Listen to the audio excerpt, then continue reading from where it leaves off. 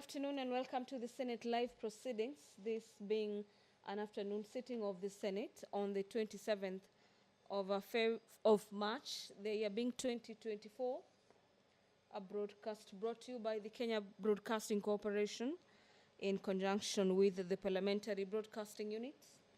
My name is Gladys Mungai, and on behalf of the team responsible for this live broadcast, allow me to take you through the highlights in the order of business this afternoon, where senators are set to consider a number of businesses this afternoon. Among them is the Division of Revenue Bill, National Assembly Bills number 14 of the year 2024. This is the Division of Revenue Bill that will be read for the first time. And if you're wondering what this is, it is an act of Parliament to provide for the equitable division of revenue raised nationally between the national and county governments for the financial year 2024-2025 and for the connected purposes.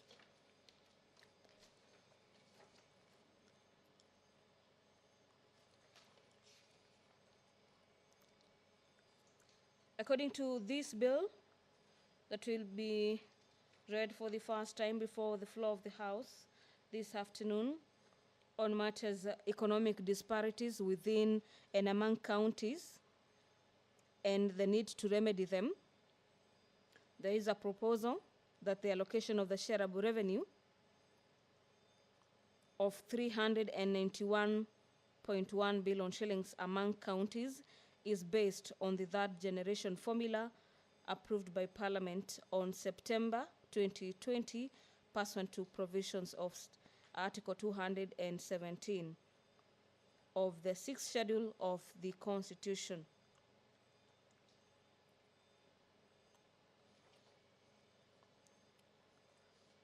After a reading of this Division of Revenue Sharing Bill, the House will resume debate on the County Boundaries Bill. This is a bill that was also debated last evening. This is a bill by the Senator for Homa Bay County, Senator Moses Kajwang, on matters boundaries delimitation. The Sugar Bill by Senator David Wafula, who happens to co-sponsor this bill from the National Assembly, Bill number 34 of the year 2022, is equally another bill that senators are set to resume debate this afternoon. The lawmakers are also set to consider the Conflict of Interest Bill. This is another bill from the National Assembly, Bill number 12 of the year 2023. If you're just joining us, the business of the Senate is just about to commence.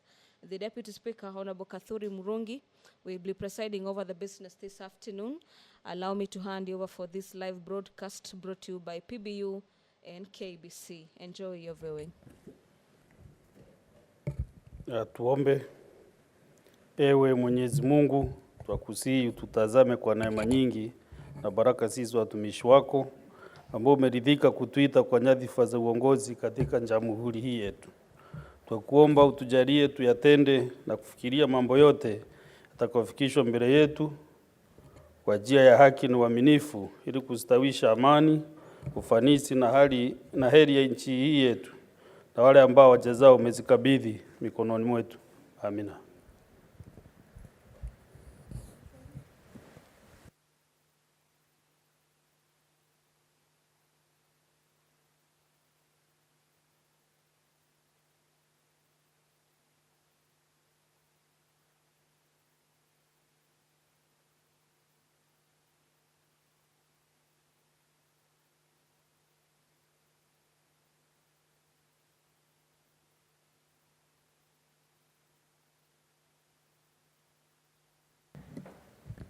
Can I confirm whether we have quorum? Senator Tams, ring the quorum bell for 10 minutes.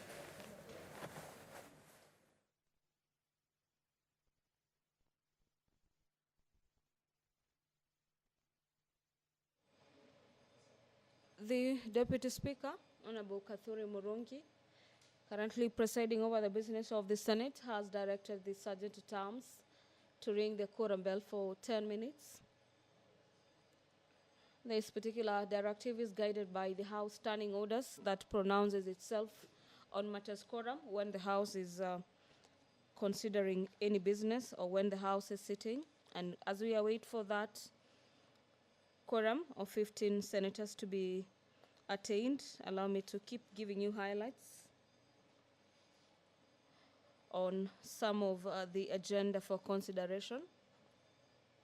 The National Ratings Bill, National Assembly Bills number 55 of the year 2022, as well as the Rice Bill, Senate Bills number 19 of the year 2023 by the Senator for Kirinyaga County, Senator James Murango, are some of the bills that will be considered this afternoon. We expect senators to delve into a couple of motions this afternoon. Among them is a report of the Select Committee on Matters County Public Investment and Special Funds on its consideration of the audit reports of the water services providers for the year ended 30th June 2019, 30th June 2020, as well as 30th of June 2021. The Chairperson County Public Accounts Committee will be moving a motion on matters to do with the report of the Select Committee on the county public accounts, on the consideration of the reports of the Auditor General on the financial statements of Tharaka Nithi, Homa Bay, Kakamega, Kirinyaga, Makueni, Meru, Bomet, Murang'a, Nandi, Nyamira, Nyeri, Siaya, Vihiga, Wajir, Samburu county executives for the financial year 2019-2020. Another motion for consideration this afternoon, similarly from the County Public Accounts Committee, is a report of the committee on its consideration of the report of the Auditor General on the financial statements of West Pokot County Assembly for the financial year 2018-2019, and the reports of the Auditor General for the financial statements of Isiolo, Kiambu, Kitui, Marsabit, Narok, Nyamira, Trans Nzoia, West Pokot, and Murang'a County Assemblies, and this report is for the financial year 2019-2020.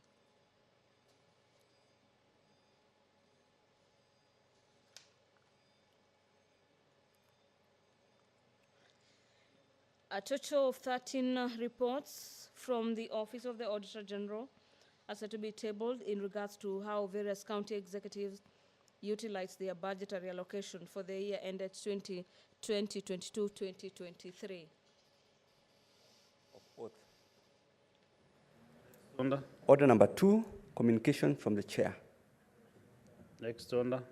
Order number 3, messages. Next order. Order number 4, petitions.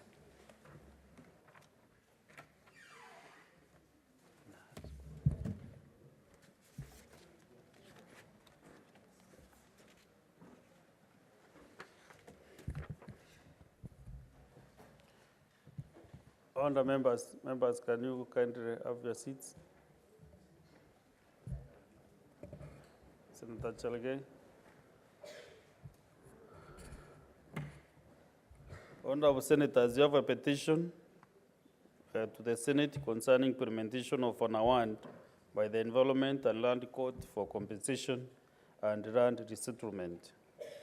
Honourable Senators, pursuant to Standing Order 2321B, I hereby present to the Senate that a petition has been submitted through the clerk by residents of Kwale County and citizens of the Republic of Kenya. As you are aware, Article 191 of the Constitution states that, and I quote, every person has a right to petition Parliament to consider any matter within its authority, including to enact, amend, or repeal any legislation. The salient issues raised in the petition are as follows.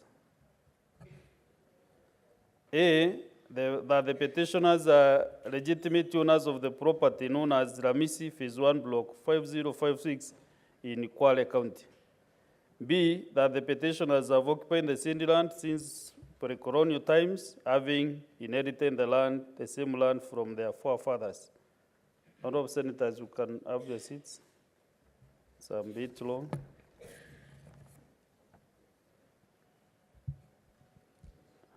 Just sit on the nearest space that you can get. And C, that measures were put in place to settle the rightful owners of Angesema eneo hili.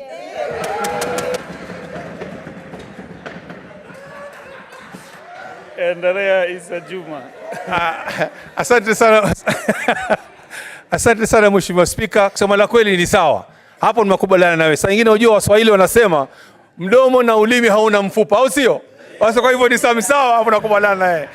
Kwa hivyo Mheshimiwa Spika, yangu ni kusema tu kwamba haki lazima itendeke kwa watu wa Kwale katika hiyo eneo la hiyo shamba, na pia nashukuru seneta mwenzangu ambaye nominated Senator Chimera ambaye tunashirikiana pamoja, tukazane tuhakikishe kwamba watu wetu wanapata ardhi hii na sawa. Asante sana Mheshimiwa Spika, na naunga mkono sana hii petition hii. Thank you. Senator And I do. Let me get this point of order from Senator Charage, from your student. Maybe your student want to challenge you. Mr. Speaker, I raise understanding order 104. In fact, Mr. Speaker, you know Senator Kinyua is still in Kenya School of Law. He should be very kind. Yes. Mr. Speaker, understanding order 104. My brother, Senator Ojenda, has started it very well. But the standing order says he has just disclosed partially his interest. But the standing order is specific that he should tell us the pecuniary and proprietary interest shall first declare. So you need to tell us how much are you being paid to represent. Mr. Speaker, and in that, Mr. Speaker, as per standing order number 104. You're out of order. Thank you, Mr. Speaker. So, Senator Professor Ojenda is very much on the light side. Yeah, Mr. Speaker, I had to declare my interest because Kwale Sugar International Company, Kisco, is my client. And Mr. Speaker, more specifically, I handled a case involving Ramisi Sugar Company. I also handled a case against Mkopuo Network, and the respondents lost the case. We won the case before the Kwale High Court. So, Mr. Speaker, what the Mkopuo Network has come to claim in court, in Senate, and part of what has been established in the petition, Mr. Speaker, sir, is subject to a lot of verification. Let me confirm, Mr. Speaker, that the question, Mr. Speaker, I wish you could have some silence. The question of compensation. Senators, order, senators. Mr. Speaker. Order, Senator Chaligei. No, I'm not prosecuting my case. Senior Counsel Ojenda, the Senator for Kisumu, will be in absolute silence. Thank you, Mr. Speaker. Mr. Speaker, the case of Mkopuo touches on two aspects, Mr. Speaker. Mkopuo Network lost a case against Kwale Sugar International Company for rights to a specific parcel of land. But Mr. Speaker, what they won was an earlier word that directed that former landowners or workers of Ramisi Sugar be given land, be allotted land. That is the role of the National Land Commission and has nothing to do with Kisco or Kwale Sugar. I think that is a point that the Committee on Lands will look at. And Mr. Speaker, when we do our cases, we win because we set out the facts, proper facts before the court. You know I'm a land expert, Mr. Speaker, sir. Thank you.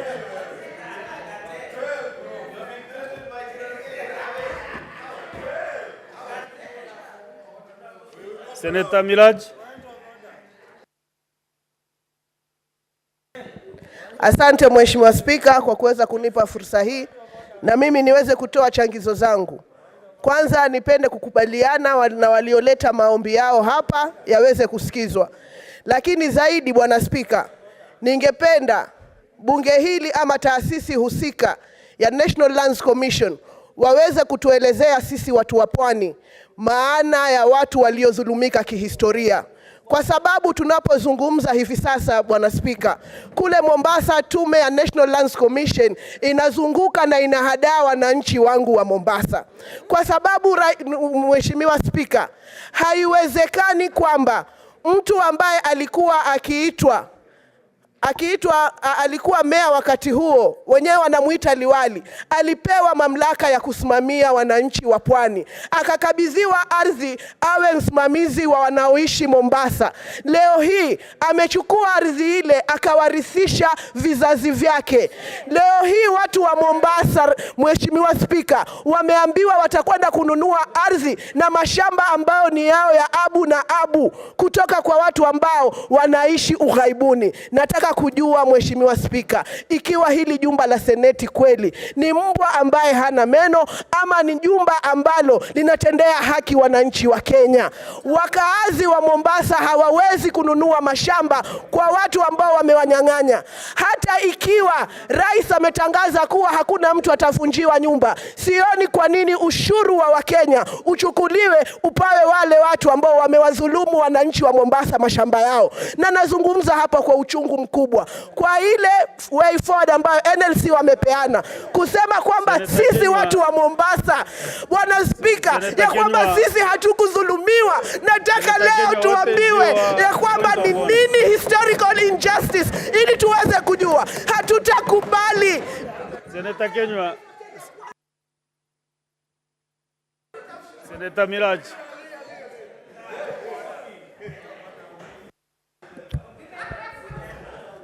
Okay. Order, senators. Order. Order, senators.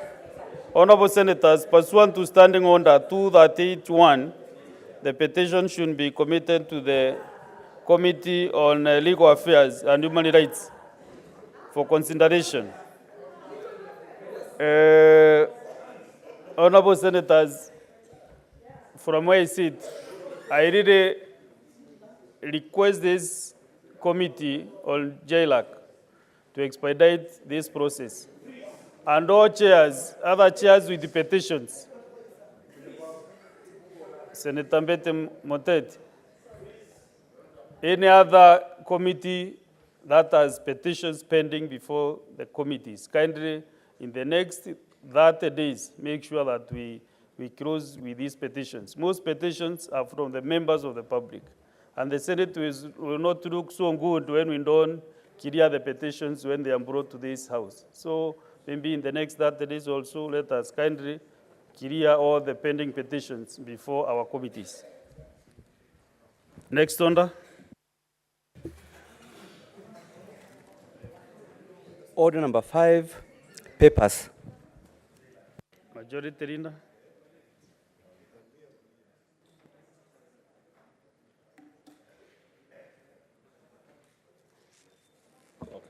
Mr. Speaker, sir, I beg to lay the following papers on the table of the Senate today, Wednesday, the 27th of March, 2024, which is 1, the report of the Auditor General for the county governments for the financial year 2022-2023, Volume 1, County Executives, report of the Auditor General for the county governments for financial year 2022-2023, Volume 2, for county assemblies, 3, report of the Auditor General on the financial statements of the municipality of Kilifi for the year ended 30th June 2022. Reports of the Auditor General on the financial statements for the following for the year ended 30th June 2023, Lamu County Women Empowerment Fund, Isiolo Water and Sewerage Company Limited, Muranga County Assembly, Car Loan and Mortgage Scheme Fund, Nyandarua Water and Sanitation Company Limited, Nyamira County Assembly Car and Mortgage Loan Scheme Fund, the Municipality of Kitale, Turkana County Youth and Women Empowerment Fund, Migori County Assembly Car Loan and Mortgage Fund, report of the Auditor General of the financial statements of Kericho, County Assembly Staff Loan and Mortgage Fund, report of the Auditor General on the financial statements of the County Revenue Fund, County Government of Kericho. Mr. Speaker, sir, I beg to lay. Thank you, Majority Leader. Senator Kavindu Esther.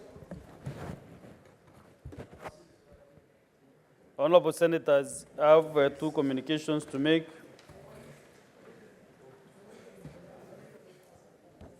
Senator Kavindu, you are only member of this House. You just freeze where you are. Don't need to learn. So, Honorable Senators, we have 2 delegations in both the Speaker's Gallery and the Public Gallery. I would like to acknowledge the presence in the Speaker's Gallery This afternoon, 8 young men and women who have been in the Senate for the last 3 months undertaking an internship program. Honorable Senators, the objective of this program is to provide young people with first-hand experience in the legislative process and to expose them to the intricate world of public policy and public service. I request each intern to stand when called out so that they may be acknowledged in the usual Senate tradition. Number one, Mr. David Mudhuri, who has been intern in the Directorate of Social and Economic Committee, DSCC. Mr. Jogu Gedenji, intern, DSCC department. Mr. Oliver Onyango, the same department, DSEC. Ms. Eva Muturi, the same department, DSEC. Also, number 5, Ms. Valentine Muchiri, intern, DLC. Ms. Rendia Kawera, intern, Department of Finance. Mr. Alexi Mumo, intern, Ansand and Ondru. And Ms. Eunice Mugo, intern, Department of Sanjeta Terms. On behalf of the Senate and on my own behalf, I wish them well during the program and in their future endeavors. I thank you. I can request Senator Amboni Karwale to acknowledge the interns. I saw you really applauded them when I called out their names. So appreciate the interns. Amboni Karwale. Thank you, Mr. Speaker. Mr. Speaker, in my capacity and on behalf of the rest of the membership of the House, I want to congratulate the young people and wish them well going into the future. Thank you, Mr. Speaker. Thank you. I have another communication from visiting students from Diwa constituency in Homa Bay County. Honorable Senators, in the public gallery, we have 15 students from Diwa constituency in Homa Bay County. They are here on a one-day education tour at the invitation of Senator Beatrice Ogora, MP. Honorable Senators, in our usual tradition of receiving and welcoming visitors to Parliament, I extend a warm welcome to them, and on behalf of the Senate and on my own behalf, wish them a fruitful visit. I thank you. Under 1.5 minutes, Senator Beatrice Ogola, welcome the visitors. Honorable Speaker, I want to thank you from the onset for the opportunity given to the Kenyatta University Students Association from Dewa constituency, where I come from. And I want to start by passing our condolence as a Senate. On behalf of this Senate, I pass a condolence to the Kenyatta University fraternity for the accident that the number of their students got, and a number of the students, we lost a number of the students during that accident, Honorable Speaker. We feel with you as a Senate, and may the Lord keep their soul in peace. Honorable Speaker, they were students at Kenyatta University, are students that are very progressive. I want to encourage them, to welcome them to the Senate. The Senate is a protector of the interests of the counties, and the students know that there's nobody that does not come from any county. So this Senate takes care of all the interests of the counties. And to the students, here in the Senate, we equally have young people like you. Senator Matthew is here, Senator Zena, Senator Gloria, senators, a number of them, including Senator Oburu Oginga, who is the youth leader in other quarters. So in this Senate, you have people you can look up to. I want to encourage you to keep to the path of hard work. I want to tell you that success is not instant coffee, although it was never meant to be easy. But keep on working hard. One thing I want to leave you with, because of the few minutes I have, is that as you go back to your institution, always know where you're coming from, where you are and where you want to go to. Your future is in your hands. And Honorable Speaker, thank you for giving me the opportunity. Another 1 minute to the Senator Homa Bay County, Moses Kajwani. Mheshimiwa Spika, nashukuru kwa kunipa fursa hii. Vile wajua mimi ndiye mwenye boma kama seneta wa Homa Bay. Na Senator Beatrice Ogolla tunafanya kazi vizuri naye. Anafanya kazi vizuri chini yangu na mimi nafanya kazi vizuri juu yake. Kwa hivyo tuko timu moja na tunashirikiana vizuri sana tukiwakilisha wakazi wa Homa Bay katika hili jumba la Seneti. Ningependa niwakaribishe wanafunzi kutoka Ndhiwa ambao ni wanafunzi wa chuo kikuu cha Kenyatta. Na ningependa niwahimize wasijione kama watu wa Ndhiwa pekee, wasijione kama Wajaluo, lakini wajione kama Wakenya. Sababu wakija hapa Seneti, hata ingawa tunayo tofauti za kisiasa kule nje, wakati tuko hapa Seneti tunawakilisha jimbo zote 47 na sisi sote tunafanya kazi kuhakikisha kwamba ugatuzi unafaulu na ugatuzi unaleta manufaa na matunda kwa vijana wetu. Ningependa pia niwahimize wafanye kazi kwa bidii na wajue uongozi sio kwa siasa pekee. Wanaweza kuwa viongozi kanisani, wanaweza kuwa viongozi in professional settings. Hapo sasa ndio ikaishia. Professional setting ni kwa taaluma mbalimbali. Next order, clerk. Order number 6, notices of motion. Senator Jones Mwaluma. Disease and in some cases deaths along the way. Now therefore the Senate urges 1, the Ministry of Health to establish national teaching and referral hospitals in the coast, eastern, northeastern, Nyanza, and western regions, and 2, fully equip the national teaching and referral hospitals with modern medical equipment, medical supplies, and personnel, and 2, the county governments to allocate more funds to their respective health dockets to adequately cater or facilitate their county level 5 and level 6 hospitals in order to enhance provision of critical health services to reduce the demand for such services from the national teaching and referral hospitals. I thank you, Mr. Speaker. Thank you. Next order.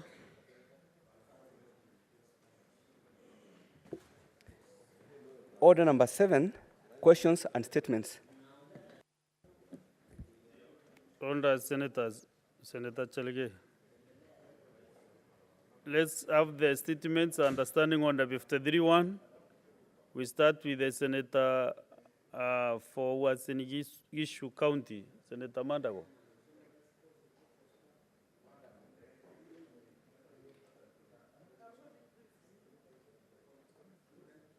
Senator David Wakoli.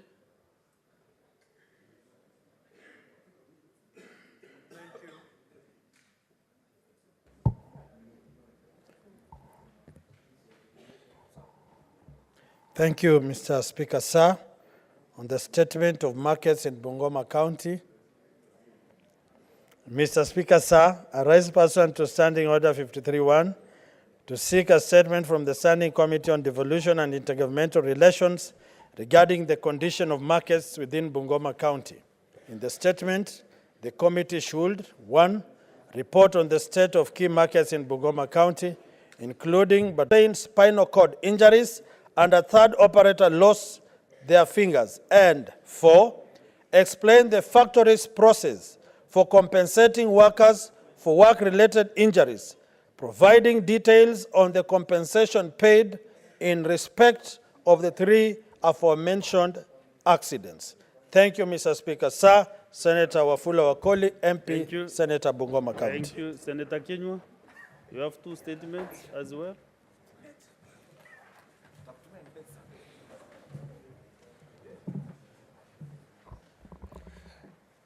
Thank you, Mr. Speaker, sir. Request for statement on insecurity in Rumuruti in Laikipia County.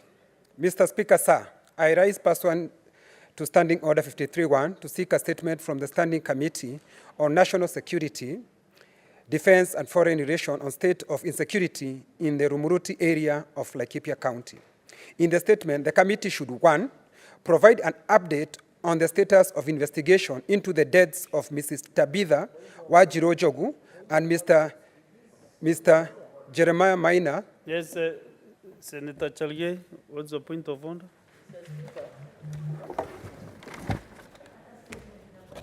No, Mr. Speaker, just for order, we are following keenly the statements of Senator Kenywa, and it's on the roads and the issue of title deeds. It's not in the order paper. Could it be guided properly? Yes. Senator Kenywa, how many statements do you have?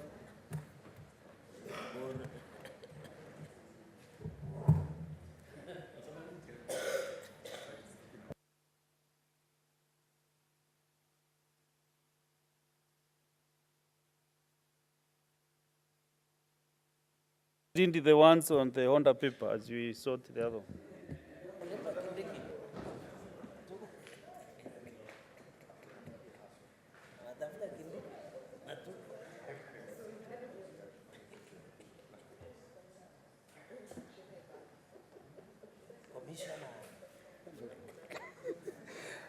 Okay, thank you, Mr. Speaker, sir.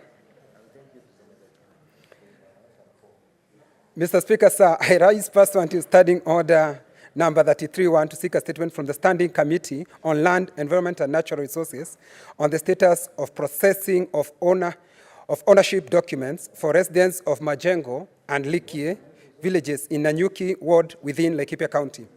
In the statement, the committee should, 1, provide an update on the status processing of title deeds for residents of Laikipia County, especially in Majengo and Likie villages of Nanyuki ward, stating any challenges encountered in the process. 2, state when the State Department of Lands and Physical Planning, in conjunction with the National Lands Commission, NLC, will issue the affected residents with title deeds on their parcels of land while ensuring the accuracy of the land ownership documents. And 3, outline the measures the Ministry of Lands, Public Works, Housing and Urban Development in implementing to streamline and accelerate the issuance of land ownership documents to Kenyans. Mr. Speaker, I have another statement. On loans. Request for statement on repair and regular maintenance of Nanyuki Doldo Road in Laikipia County. Mr. Speaker, sir, I rise pursuant to Standing on Order 53-1 to seek a statement from the Standing Committee on Roads, Transportation and Housing regarding the repair and regular maintenance of the Nanyuki Doldo Road in Laikipia County. In the statement, the committee should, 1, inform the Senate of the current state of Nanyuki Doldo Road in Laikipia County and state any ongoing efforts for the repair and regular maintenance of the said road to ensure it is of use to the public. Further, highlighting any challenges faced in repairing or maintaining the road.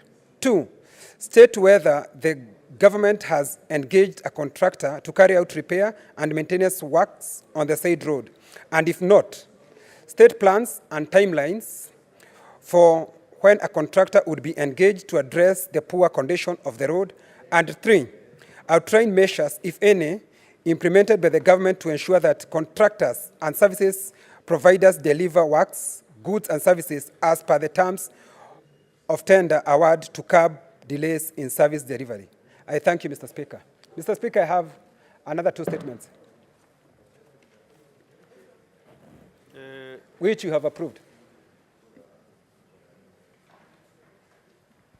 I'll first confirm with the table. So just have a seat for 2 minutes.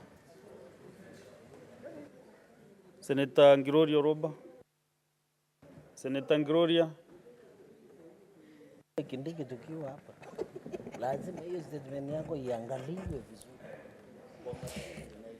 Thank you, Mr. Speaker. I have two statements, and I will start with my request for statement on the alleged financial improprieties at the Unclaimed Financial Assets Authority, UFA. Mr. Speaker, I rise pursuant to Standing Order 53-1 to seek a statement from the Standing Committee on Finance and Budget on the alleged financial improprieties at the Unclaimed Financial Assets Authority, UFA. In the statement, the committee should, 1, establish the total amount of funds that have been remitted to the Unclaimed Financial Assets Authority, UFA, over the last 5 years. 2, investigate the discrepancies regarding unclaimed funds amounting to 10 billion Kenya shillings that cannot be accounted for, given that only 1.5 billion Kenya shillings out of the 11.5 billion has been accounted for, and state any measures the board has taken against the management in the supervision of the audits. 3, establish why UFA, that is the Unclaimed Financial Assets Authority, incurred expenses of over 500 million Kenya shillings for substandard audit services undertaken, stating the procedure used to procure the services of the audit firms and the role played by the UFA management in supervising these audits. And finally, state the steps taken to determine the value of unclaimed financial assets in the form of shares that are not currently listed in the Nairobi Security Exchange, NSE, outlining any measures taken by the authority to safeguard the shares from decreasing in value and monies made through the sale of shares by way of fiduciary duty as envisioned under Section 143 of the Companies Act. That is my statement on UFA. On my second statement is, yes, the request for statement on reports of the layoffs at the Standard Group amidst the financial constraints. Mr. Speaker, I rise pursuant to Standing Order 53-1 to seek a statement from the Standing Committee on Labor and Social Welfare on reports of delayed salaries of Standard Group employees. In the statement, the committee should, 1, state the number of employees on contract and on permanent and pensionable terms at the Standard Group. 2, confirm accuracy of claims that employees have not been paid for the last 10 months, providing a timeline for when these employees can expect to receive their overdue salaries, stating interim measures, if any, in place to support employees who may be facing financial difficulties due to the delay. 3, state the basis for this delay and establish whether there are any plans to restructure the company, stating the measures being taken to protect the interests of the employees in line with the labor laws. And finally, cause the company to provide regular ask the company to provide regular updates on the progress made towards resolving this issue and steps taken to rebuild trust and morale among the employees. Thank you, Mr. Speaker. Thank you, Professor Tomojenda.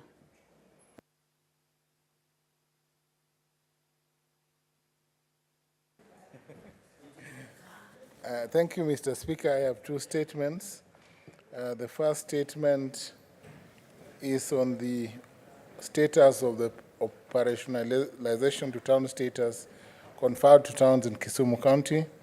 Mr. Speaker, sir, I rise according to Standing Order 51-3 to 53-1 to seek a statement from the Standing Committee on Devolution and Intergovernmental Relations regarding the status of the operationalization to town status conferred to towns in Kisumu County.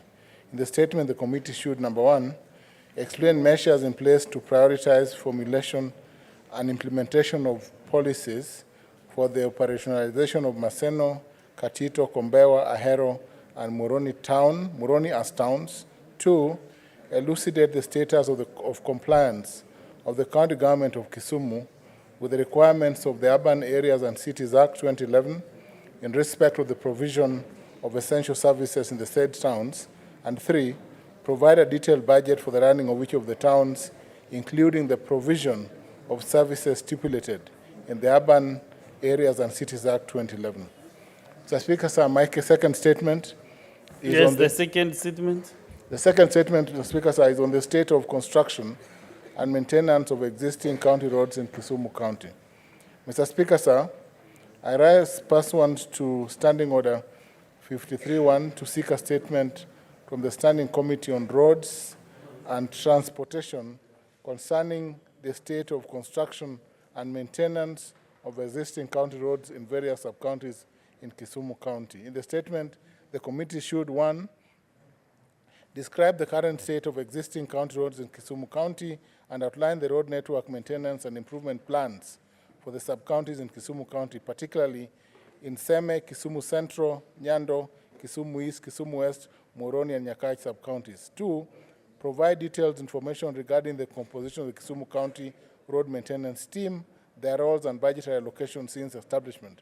3, provide a detailed record of the funds set aside for the construction and maintenance of county roads in the said sub-counties, together with a list of status of roads that have been done through the machine-based program, outlining the budgetary allocation and expenditure since the commencement of works. And lastly, Mr. Speaker, sir, explain the status of county roads that have been constructed and maintained by the county government of Kisumu during the financial years 2019-2020 to 2022-2023, providing details of all payments made for these works during the said period. Thank you, Mr. Speaker, sir. Senator Mohamed Chute, you have 2 or 3 statements. I have 3, Honorable Speaker, thank you. I have 3 statements to read. This is a request for statement on measures to address water scarcity in Core Ward in Marsabit County. Mr. Speaker, sir, I rise pursuant to Standing Order 53-1 to seek a statement from the Standing Committee on Land, Environment and Natural Resources regarding water scarcity in Core Ward in Laisamis constituency of Marsabit County. In the statement, the committee should, 1, state the reason why the government has to date not made any lasting interventions to ensure adequate water supply to over 30,000 residents of Core who have been deprived of access to basic water supply for many years. Number 2, ascertain whether a feasibility study has been undertaken to explore the viability of constructing sand dams across all seasonal rivers in Core Ward to address the problem of water in place, if any, by the government to ensure residents of Core Ward have access to clean water throughout the year. And finally, number 4, shed light on the long-term initiative. Who can welcome these students? Senator Medu, Nairobi County. On behalf of your friend, Senator Sifuna. Ayani Primary School. Thank you very much, Honorable Speaker. 1 minute. Thank you very much, Honorable Speaker. I wish to welcome the teachers and students from Ayani Estate Primary School, Nairobi. We apologize that the senator has been, who was here in the morning session, has not been able to join them this afternoon, but we welcome them so that they can be able to learn, understand what we do as Parliament, so that even as they work hard in school, they know that the future is very bright for them, and they can also join us here in the days to come if they put a lot of effort. Thank you very much, Mr. Speaker. Senator Mutinda, less than 1 minute. Thank you, Mr. Speaker. And as a delegate of Nairobi County, on behalf also of our Nairobi Senator, I want to take this opportunity to welcome you in this institution of the 13th Parliament. This is the upper house called Senate. It is a house with rules, the same way you have rules in your learning institution, the same way you have principals and vice chancellors, is the same way we also are guided by rules. We have a booklet, students, that is called a standing order that we adhere to, because We are legislators. You can also be in this space. It's not limited for anyone. The future is open for each and every person. Mine is to wish you the most brightest future ever. God bless you. Let's get the next statement from Senator Mandago. I'm told he has delegated to Senator Milaj. Yes. Request for statement on diversity and inclusivity in staffing of at the Parliamentary Service Commission. Mr. Speaker, sir, I rise pursuant to Standing Order 53.1 to seek a statement from the Standing Committee on National Cohesion, Equal Opportunity and Regional Integration on Employment Opportunities and Representation of the country's diversity in the Parliamentary Service Commission.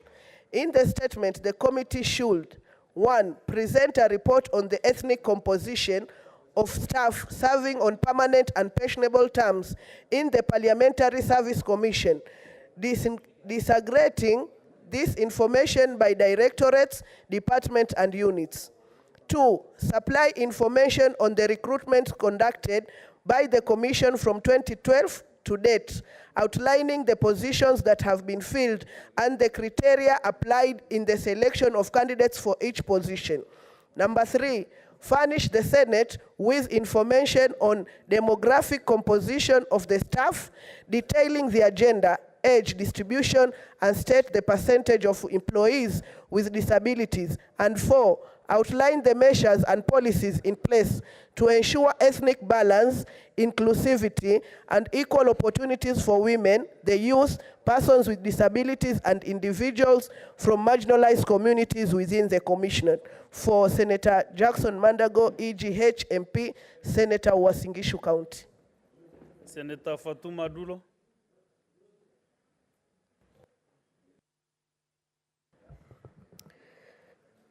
Thank you, Mr. Speaker. Mr. Speaker, I rise pursuant to Standing Order number 53.1 to seek a statement from the Standing Committee on Agriculture, Livestock and Fisheries on the status of completion of Isiolo Export Abattoir. In the statement, the committee should, number 1, explain the reasons for the delay in completing the construction of the Isiolo Export Abattoir, which was commissioned way back in the year 2006, and provide a report on the status of the completion as well as financial analysis report and any other information outlining how much money has been spent so far, whether there have been any budgetary variation, total variation, and source of funds. Number 2, provide information as well as contracts, if any, on whether any other private companies and strategic partners have been engaged in the completion of the project, whether it is a joint venture or otherwise, how the strategic partner were identified, the scope of work, terms of engagement, and how much each company has been paid, and which company is currently working on the project. Number 3, provide a socio-economic cost-benefit analysis of the project to the resident of Isiolo County, neighboring counties, and the country as a whole, explaining whether public participation was conducted on the project as envisioned in the Constitution. Number 4, state whether there is an expert management committee on the project, explaining its mandate, membership, and criteria used in the selection of the members.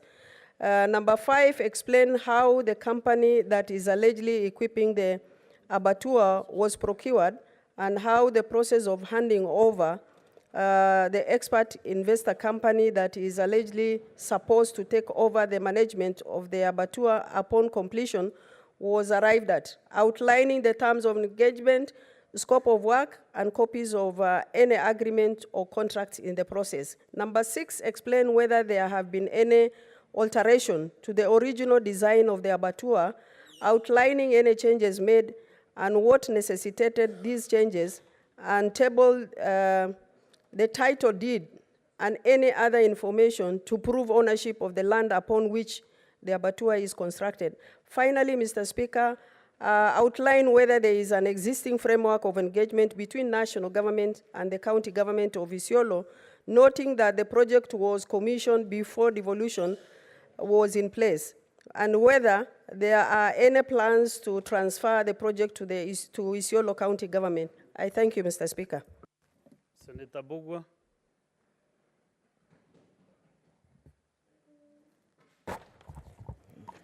Thank you, Mr. Speaker. I rise pursuant to Standing Order 53-1 to seek a statement from the Standing Committee on Health concerning the expected impact of trained and experienced nurses seeking jobs abroad on nursing services in hospitals countrywide. In the statement, the committee should, 1, disclose the number of Kenyan migrant workers who have been cleared to work as nurses in the diaspora from the year 2021 to date, and 2, outline the steps the Kenya Medical Training College, KMTC, together with the Ministry of Health, is putting in place to increase the intake of students who would like to pursue nursing training, considering the high demand for Kenyan nurses in the country and abroad.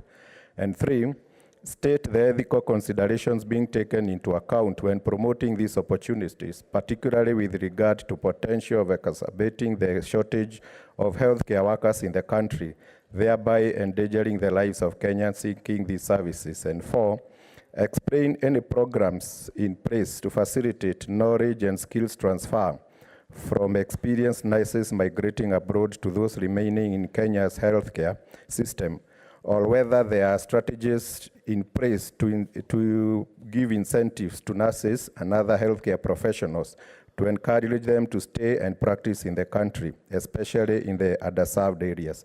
Thank you, Mr. Speaker. Thank you, Senator Maruma.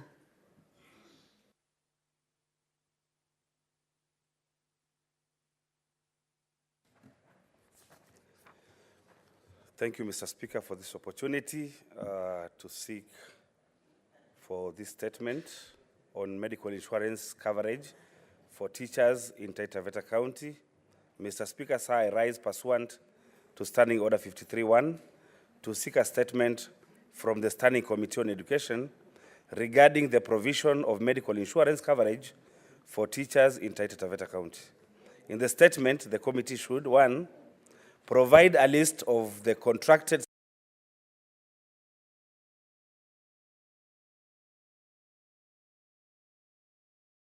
to offer medical cover for the teachers, including a list of all medical facilities in Taita Taveta County that provide health care to the teachers and a medical insurance cover in each sub-county.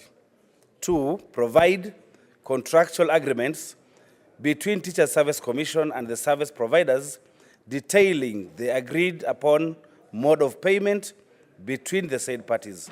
3, state reasons for the delay in payments that has led to these facilities terminating their services to teachers, particularly the teachers in Taveta sub-county who are currently unable to access medical facilities due to the non-payment of services rendered. And 4, disclose the amount of debt owed for each medical facility, specifying any steps the Teacher Service Commission is taking to provide a workable payment plan to these facilities and ensure teachers continue to enjoy the benefit of healthcare provision.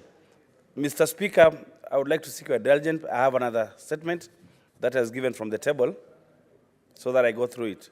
Kindly expedite the speed of reading. You increase your speed. Thank you so much, Mr. Speaker. I'll increase my speed. The second statement, Mr. Speaker, is on the non-payment of allowances to the members of Taita Taveta County Lands Control Board. Mr. Speaker, I rise pursuant to Standing Order 53-1 to seek a statement from the Standing Committee on Land, Environment and Natural Resources regarding the non-payment of Taita Taveta County Lands Control Board committee members. In the statement, the committee should, 1, provide a list of all members of the board indicating when they were appointed. 2, disclose the duration for which they have not received their allowances, stating reasons for the non-payment. And 3, state the total amount owed to each individual member, providing a timeline for the settlement of the arrears. I thank you, Mr. Speaker. Thank you. That's good. Senator Kenywa, can you clear now your two last statements? Two. Thank you, Mr. Speaker. Mr. Speaker, I rise pursuant to Standing Order 53.1 to seek a statement from the Standing Committee on National Security, Defense, and Foreign Relations on the state of insecurity in the Rumuruti area of Laikipia County. In the statement, the committee should, 1, provide an update on the status of investigation into the deaths of Mr. Tabitha Wanjiro Jogu and Mr. Jeremiah Maina, who were murdered on Friday, 22nd March 2024, while coming from an overnight prayer meeting. 2, provide the total number of individuals arrested in relation to the deaths, confirming if they have been formally charged in court, and disclose whether substance abuse testing was conducted to determine if the individual were under the influence during the commission of the crime. 3, state strategies and measures being implemented to combat drug and substance abuse and the consumption of illicit brews in the area. 4, state whether there are police patrols within Rumuruti and its environs, giving the number of National Police Reservists, NPRs, within the area, especially in African location, Gomongo, Kandutura, and Kanan areas, explaining whether the NPRs are local residents and state their names. 5, explain the actions being taken by the National Police Service on Kenyomba, a structure that is believed to be sheltering persons engaging in criminal activities. And 6, outline any measures the Ministry of Interior and National Administration is implementing to ensure that police officers who have overstayed an area do not collude with criminals and that they carry out their mandate effectively. I thank you, Mr. Speaker. Can I proceed with the second statement? Thank you, Mr. Speaker. Mr. Speaker, I rise pursuant to Standing Order 53.1 to seek a statement from the Standing Committee on National Security, Defense, and Foreign Relations on the state of security in Laikipia County, especially Marmanet Ward. In the statement, the committee should, 1, provide a report on the state of security in several parts of Laikipia County, with particular emphasis on Marmanet Ward, considering the loss of lives and damage to property occasioned by delay in deployment of police officers, and state any challenges faced by the ministry. 2, state when the State Department of Internal Security and National Administration, in conjunction with the National Police Service, will deploy police officers to Rimunga Police Post, which was constructed by the community, yet remains unutilized due to lack of police officers. And 3, elucidate the measures the Ministry of Interior and Administration of National Government is implementing to ensure that the residents of Marmanet Ward and other parts of the county enjoy unlimited security to enable them carry out their daily socio-economic activities with minimum disruption. I thank you, Mr. Speaker. Thank you. Next order.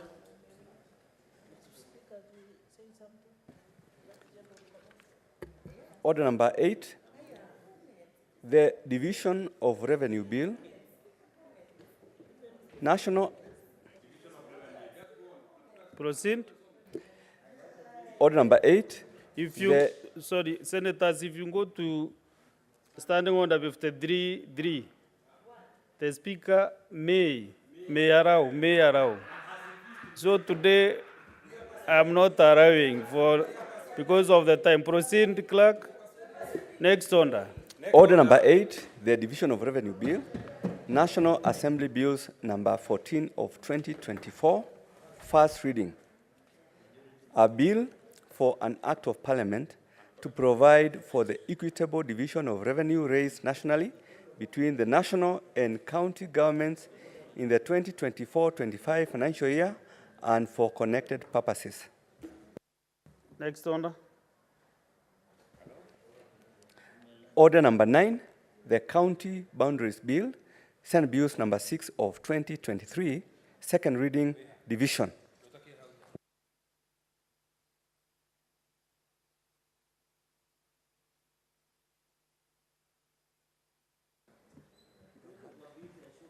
Majority whip, what is it? on this order number 9.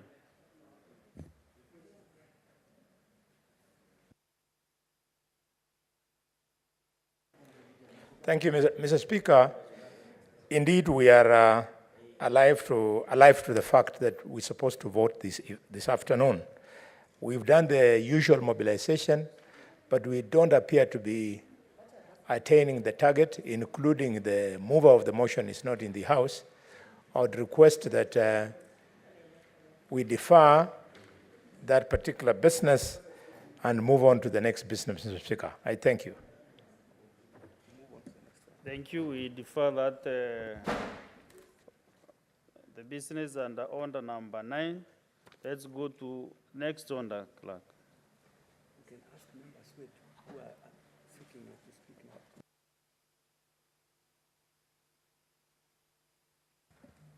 Order number 10. Order number 10, the Sugar Bill, National Assembly Bills number 34 of 2022, second reading. Honorable Senators, the debate on this bill was interrupted yesterday, 26th March, and Senator Sifuna and 5 minutes. So since I cannot see him around, any other member wishing to contribute now can key in to contribute. Senator Chalagay, Samson Kiprotich. Thank you, Mr. Speaker. I want to rise up on this, the Sugar Bill 2022, National Assembly Bills number 34 of 2022. Mr. Speaker, I know it originated from the National Assembly. Mr. Speaker, I think it goes in line with what we call when in 2018-2019, a task force, Mr. Speaker, on sugar industry stakeholders task force report, Mr. Speaker. As in remarks, Mr. Speaker, and Mr. Speaker, just as a concern, have you noticed one of the TV sets in the chambers, both sides are going off and on? I think we need to check with the supplier or people who are concerned. And it is good that the Commissioner of Parliamentary is in the House. It's impeding your visitors on gallery not to watch what is happening. I hope, and it has not been happening today, but severally. So we need to invite the supplier. Mr. Speaker, in opening remarks, this sugar, for example, in Nandi, Mr. Speaker, we grow sugar predominantly in Chemase ward and the Tindred sub-county by and large. Mr. Speaker, nowadays, part of Masop sub-county, Masop constituency, we are also growing sugar, Mr. Speaker.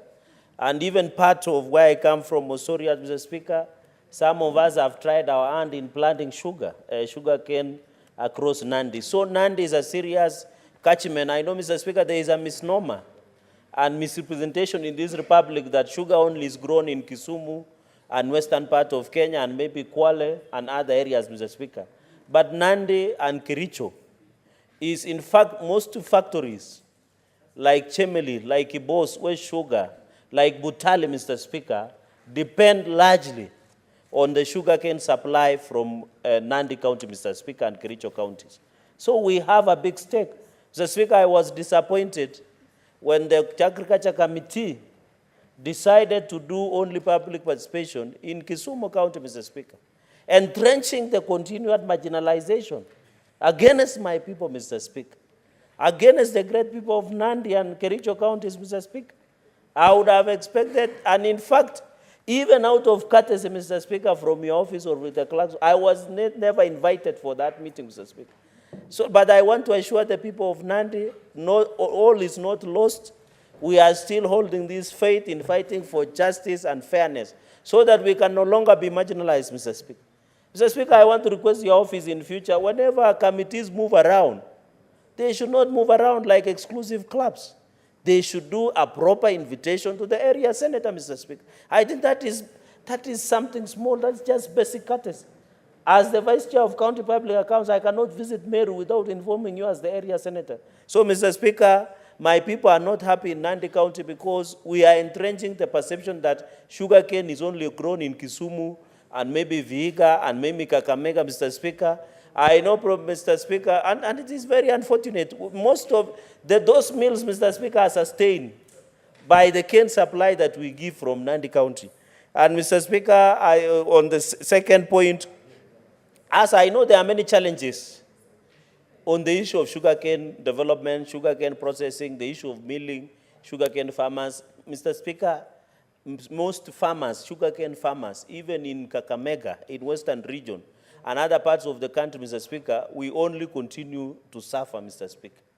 We continue to get frustrated, Mr. Speaker, because at the end of the day, Mr. Speaker, you know, and I want to agree, Mr. Speaker, in as much as cane farmers continue to develop, Mr. Speaker, I'm disappointed because also the roads that are being used, especially within Nandi, especially in Tindret sub-county and Masab sub-county where sugarcane is grown, the cess, we have never seen the cess that comes from Butali Sugar Company or number of sugar factories that supply sugar from Nandi.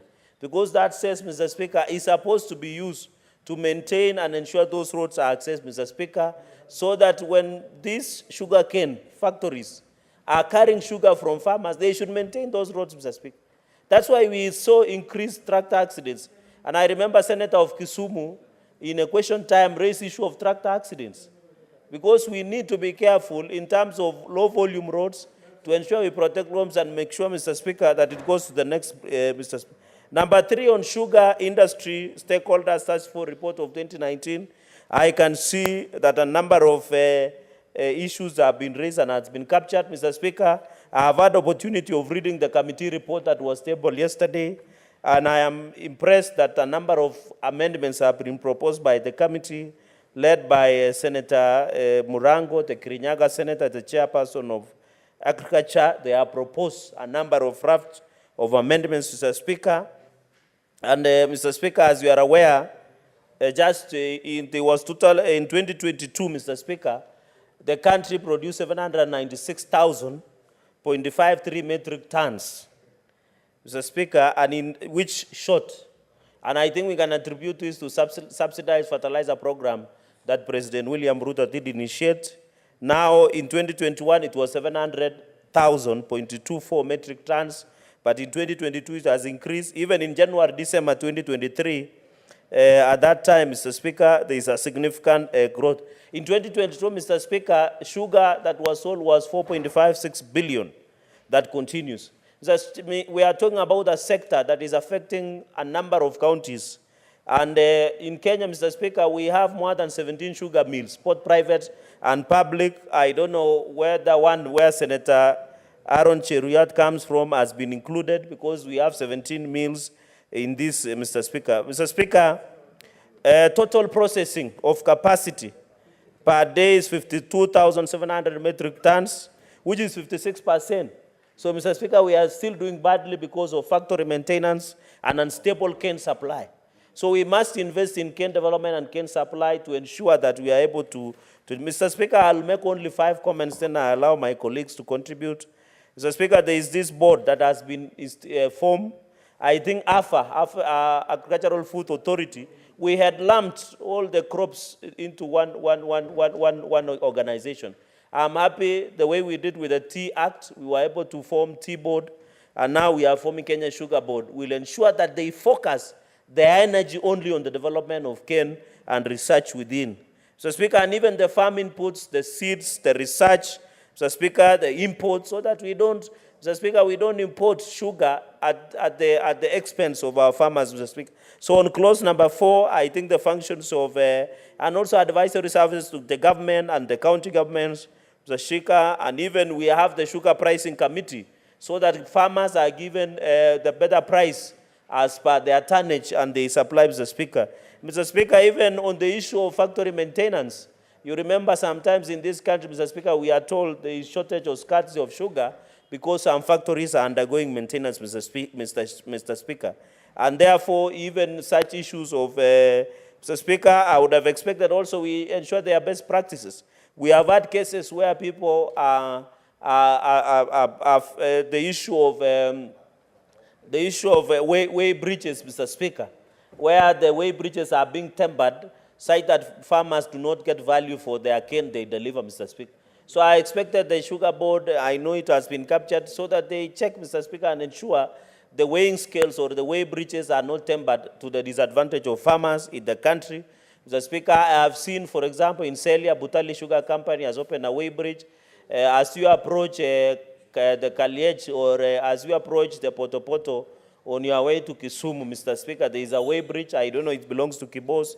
So, Mr. Speaker, and other weigh bridges that are used to weigh a number of them. And therefore, Mr. Speaker, on the issue of best practices, and I don't know, for example, in the one at the Celia Way Bridge, whether Kenya Bureau of Standards has approved and checked, because I have seen they have just opened a way bridge in Celia, but, Mr. Speaker, whether the caps, and this will be the work of Kenya Sugar Board, Mr. Speaker. Number 3, on clause number 6, Mr. Speaker, of course, I agree on the issue of efficient road network. I can tell you in Nandi, we have not seen sales for sugarcane. When you go to Chemelil, Chemase, and Tindred, the roads are pathetic, yet sales is being paid by Chemelil, by West Kenya, and by Kibo Sugar Factory, Mr. Speaker. We have never seen value. When you go to Masop, we supply cane to Butali Sugar Company in Kakamega, where my brother comes. But the roads are very pathetic, Mr. Speaker, and it is very unfortunate. I hope the board shall find a way of resolving this, Mr. Speaker. Mr. Speaker, on the issue of course, Finance Act, Mr. Speaker, I know some senators had this on the issue of imposter levy or levies. These are issues that Finance Act and Finance Bill in preparation of budget and KRA, these are levies we pay. People pay tea levy, sugar levy. It is meant for cane development and growth of farmers within the sugar industry.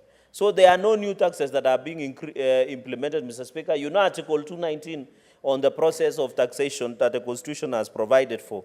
The third point, Mr. There is proper discipline within that geographical zone. And farmers must also be on the lookout, Mr. Speaker, and I'm happy that in less than 1 million should you violate, so that we bring that ensuring, Mr. Speaker. So I wonder, I've seen many people saying there is exclusive zoning. Reading of this law, there is no exclusive zoning. And in fact, in Miller Farmer Agreement, if there is a breakdown, for example, with a factory like Chemelil, and you are supposed to take the sugar West Kenya is factoring, under Sugar Miller, the agreement, Mr. Speaker, the law has allowed you to do an agreement and deliver to West Kenya. What does that translate? So that the farmer does not lose the cane. Because if we do not do that, Mr. Speaker, the farmer can ensure they lose the cane. So by all and large, I want to assure farmers, Mr. Speaker, that this law is work in progress. For me, as one of the sugarcane farmers from Nandi, I see this as work in progress. And we can pass this law and amend that need this chagari and molasses only for livestock. We don't need for human being, Mr. Speaker, in the fight against illicit breed.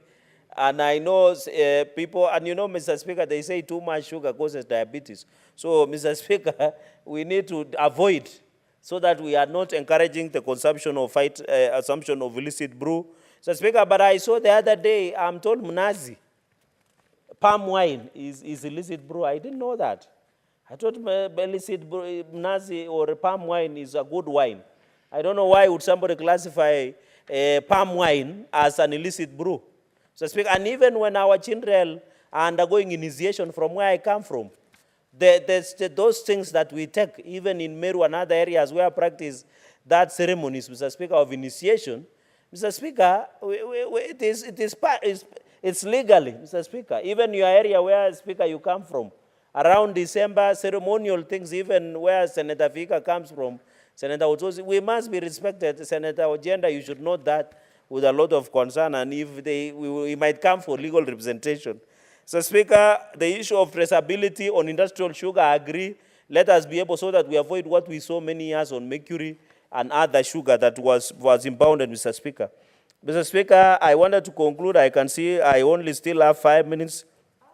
Only 5 minutes only on the sugar. You know, sugar is to us is serious business. The day they will be discussing on the issue of sanitary pads, we will not interfere because it will be a concern at that point, Mr. Speaker. On the issue of court order, Mr. Speaker, we must, the issue of power, such entry, I think the law should be followed, Mr. Speaker. By and large, in conclusion, Mr. Speaker, I agree, but I will be very keen when this report, I want to see if the committee will move the amendments, Mr. Speaker, on the issue of zoning, on the issue of intermiller agreement, Mr. Speaker, and on the issue of stakeholder and market diversification and confidence and market diversification. But by and large, Mr. Speaker, this law should protect the farmer more than sugar barons and other people who have taken advantage. The liberation must start now. When the president came to office, he talked about guarantee minimum returns. We can only achieve guarantee minimum returns, Mr. Speaker, because, Mr. Speaker, of passing such laws. And I'm happy, Mr. Speaker, in conclusion, I heard my chair of agriculture saying yesterday that Senate has originated cotton bill, coffee bill, sugar bill, rice bill, tea bill. So Senate is the biggest defender of agriculture issues in this republic. So, Speaker, with those many remarks, we will wait until amendments are coming there. After amendments, Mr. Speaker, I will decide whether to support or not. My position will be known only after I've seen the amendments at the Committee of the Whole. And I know Senator Ojenda, as he's smiling, I know he was mentioned before on many other issues to do with sugar, but I know he was not consuming a lot of sugar because he doesn't look like he's diabetic. Mr. Speaker, with those, he's not a sugar daddy, it's just issues of sugar were being mentioned. Mr. Speaker, with many remarks, I beg to defer my support until amendments are done. I thank you, Mr. Speaker. Senator Cherargei. Senator Sotsi Godfrey.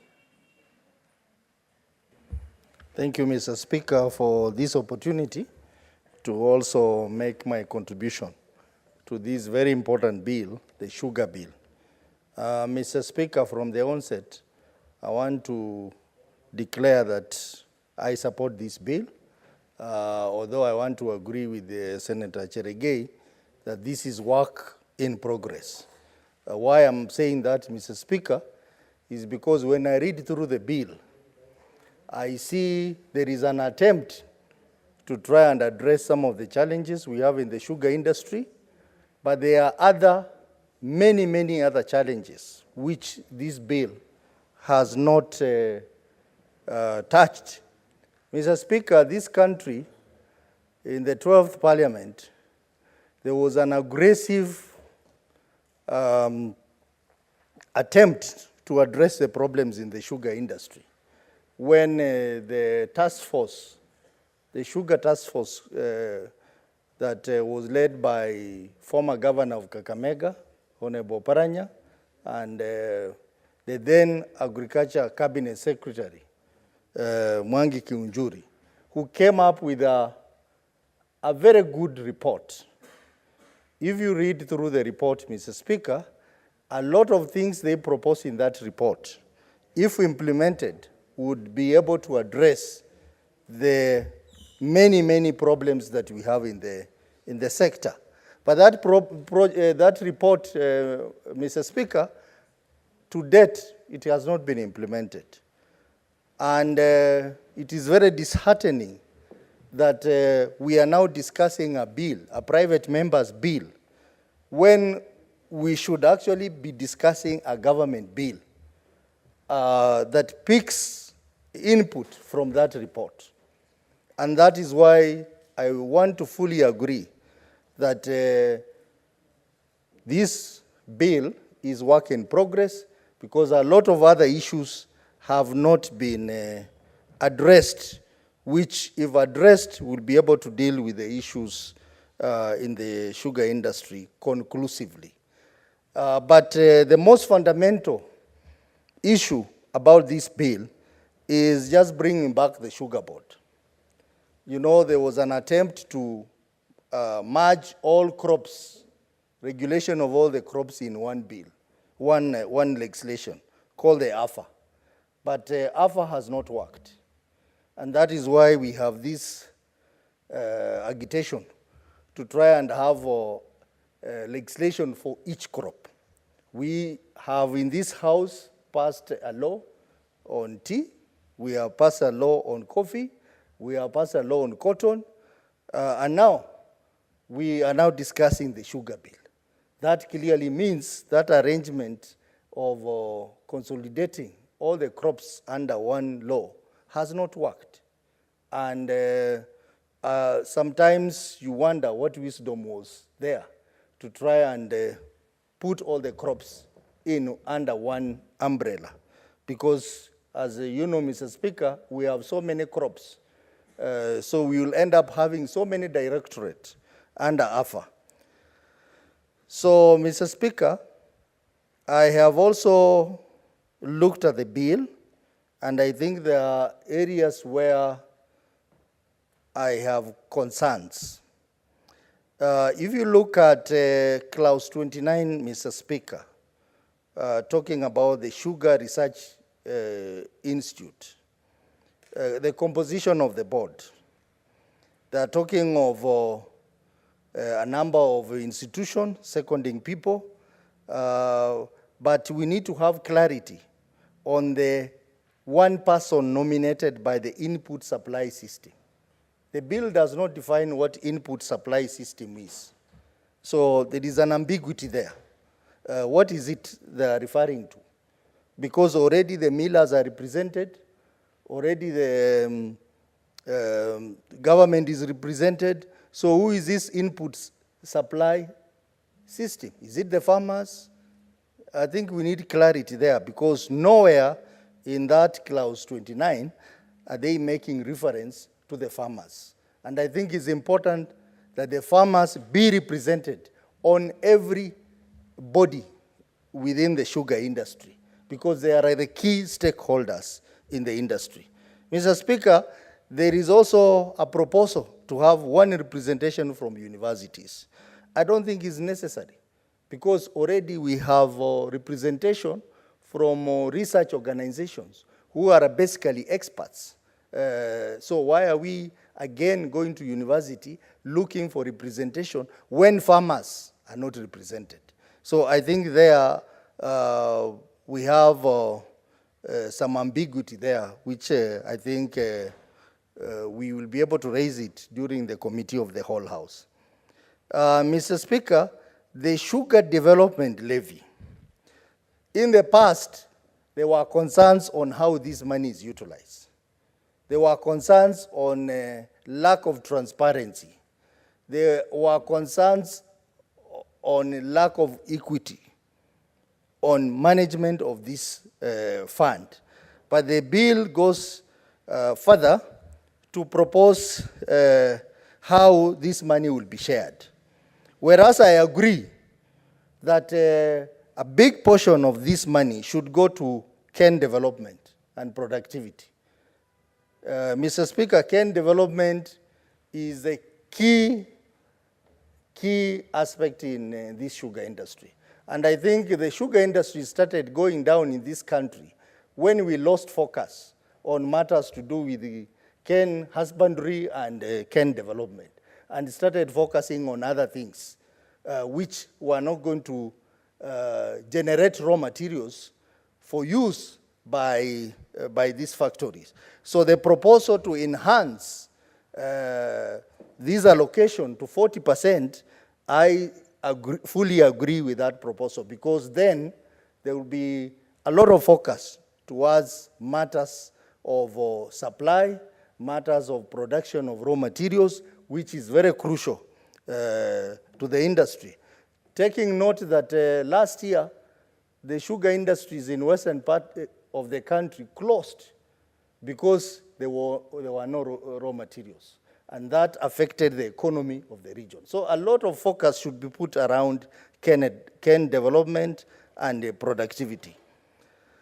There is a proposal still on the development levy that 5% should go to farmers' organization and 15% to go to research and training. Mr. Speaker, I think a lot needs to be put on farmers' organization, because, you know, we have outgrower companies, which most of them have died. But I think outgrower companies was a good idea, so that to try and provide avenues to enhance cane development and productivity. So 5%, in my view, is too little. it should be enhanced to 10%, because 15% that is being taken to Kenya Sugar Research Foundation, which is a government institution, should largely be taken, a portion of it should be taken to the farmers' organization to enhance farmers' participation in cane development and other factors. Mr. Speaker, it is proposed that 15% should go towards infrastructure development through KERA. I am among the people who are saying no to KERA. I think this money, we must critically think where to take it. Because KERA in this country has become National Assembly Road Authority. That is the truth. And they give money to members of parliament to maintain roads. The same roads are being, counties are also saying they are maintaining the same roads. Mr. Speaker, I think this aspect of KERA must be looked at, and I'm proposing that instead of KERA, we take this money to the counties, which we can oversight as senators. Because we cannot have a scenario where money generated from our sugarcane growing areas is taken to the national institution, and then the national institution brings back the money through members of parliament, I think members of the National Assembly. I think that is one area that we must look at. And the members who contributed yesterday, Mr. Speaker, had an issue with this aspect of KERA. So I think when we go to the committee of the whole, we need to look at this matter very critically, whether it is worthy to give 15% of the sugar development levy to KERA when we have the counties in those areas which can maintain those roads, and we will be there to oversight that. Mr. Speaker, there is also a proposal on pricing formula committee. And in the pricing formula, they are talking about factors to be considered in determining the pricing formula. And they have talked about a number of factors, which I fully agree, one of it being the aspect of delayed harvesting. Delayed harvesting of cane is a cost to the farmers, because when cane is harvested, there is delayed harvesting of cane, it impacts on the farmer, and that is a cost. So I think that should be a factor in determining the pricing formula. But there is one factor which has been omitted, and this factor is international pricing factor. We must, when we are looking at the pricing, we must look at what are the factors, pricing factors in other jurisdictions. Why is it that the cost of producing sugar in Brazil is lower than Kenya, or in Swaziland here is lower than? That is an important factor for consideration in determining the pricing formula. And how I would wish that that should be included in the bill. Mr. Speaker, clause 59 is very interesting, Mr. Speaker, because it talks about the incorporation of farmers' representation in the board of private sugar mills. Mr. Speaker, I don't know how this will work, because this contradicts the Company Act. Because I am an investor, I have come to set up a factory in Kenya, and you are telling me that in your factory, you must bring someone else as a director in that company. I mean, this can also have a negative effect in terms of investment, because investors will shy investing in the sugar industry because of this condition that a farmer whose only contribution is to deliver cane to the factory and is paid for it has to become a shareholder or has to become a director. I think we have a problem there, and is a contradiction to the Company Act, and it discourages investment. Mr. Speaker, the clause on clause 33, the sugar industry inspectors. Whereas, Mr. Speaker, I fully agree that the role that these people have is very important. They will be basically providing oversight over the functions of millers or players in the industry. But it creates a contradiction in the sense that then what is the space of Kenya Sugar Board? And what is the space of the sugar industry inspectors? Yes, they are appointed by the Kenya Sugar Board. But who are these people? They are not employees. They're just people who are appointed. And these people can have been given excessive powers, which they can misuse and create more problems for the sector. So I think we need clarity as to who these people are. Are they direct employees of the Kenya Sugar Board, or there are other third parties who are accredited by the Sugar Board? Because if you read the clause 33 further, it says that even government agencies can be inspectors. Mr. Speaker, then why do we need Kenya Sugar Board? Why do we need Kenya Sugar Board? If we are creating another amorphous group of people called Kenya Sugar Industry Inspectors, and then we have a substantive body called Kenya Sugar Board, we are creating contradiction there, and I think that has to be harmonized before we pass this bill. Mr. Speaker, though this bill talks about matters of importation of sugar, issuance of license, valid license will be issued, but it leaves out a very crucial aspect, this aspect of repackaging of sugar,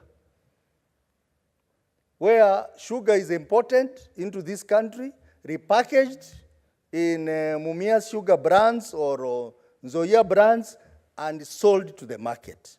The bill is quiet on this, Mr. Speaker. Even the list of regulations to be created by the Cabinet Secretary, it is not listed as one of them. Mr. Speaker, this is a problem. And Senator Halwale knows the effect of this, because even at some point when Mumia's sugar was not crushing sugar, we had sugar branded in Mumia's on the shelves. Where was it coming from? Mr. Speaker, this is a serious problem that this bill has not addressed. The issue of clause 63 on staff issues, transition of staff. Mr. Speaker, the earlier bill which had been brought by former MP for Kandui, Wamunyinyi, had a transition clause that was not progressive, because it says the employees who are formerly with the Kenya Sugar Board will not be transitioned to the new Kenya Sugar Board. But this particular bill has ironed out that problem, that all the staffs who are formerly with the original Kenya Sugar Board and those who are with the AFA will all be transitioned to the new Kenya Sugar Board with all their benefits, with all their pension. I think that's progressive, and I fully support that. Mr. Speaker, as I said when I was starting my contribution, that this is work in progress. There are a lot of things that needs to be fixed here. There are a lot of gaps in the sugar industry that needs to be fixed, but this is a start.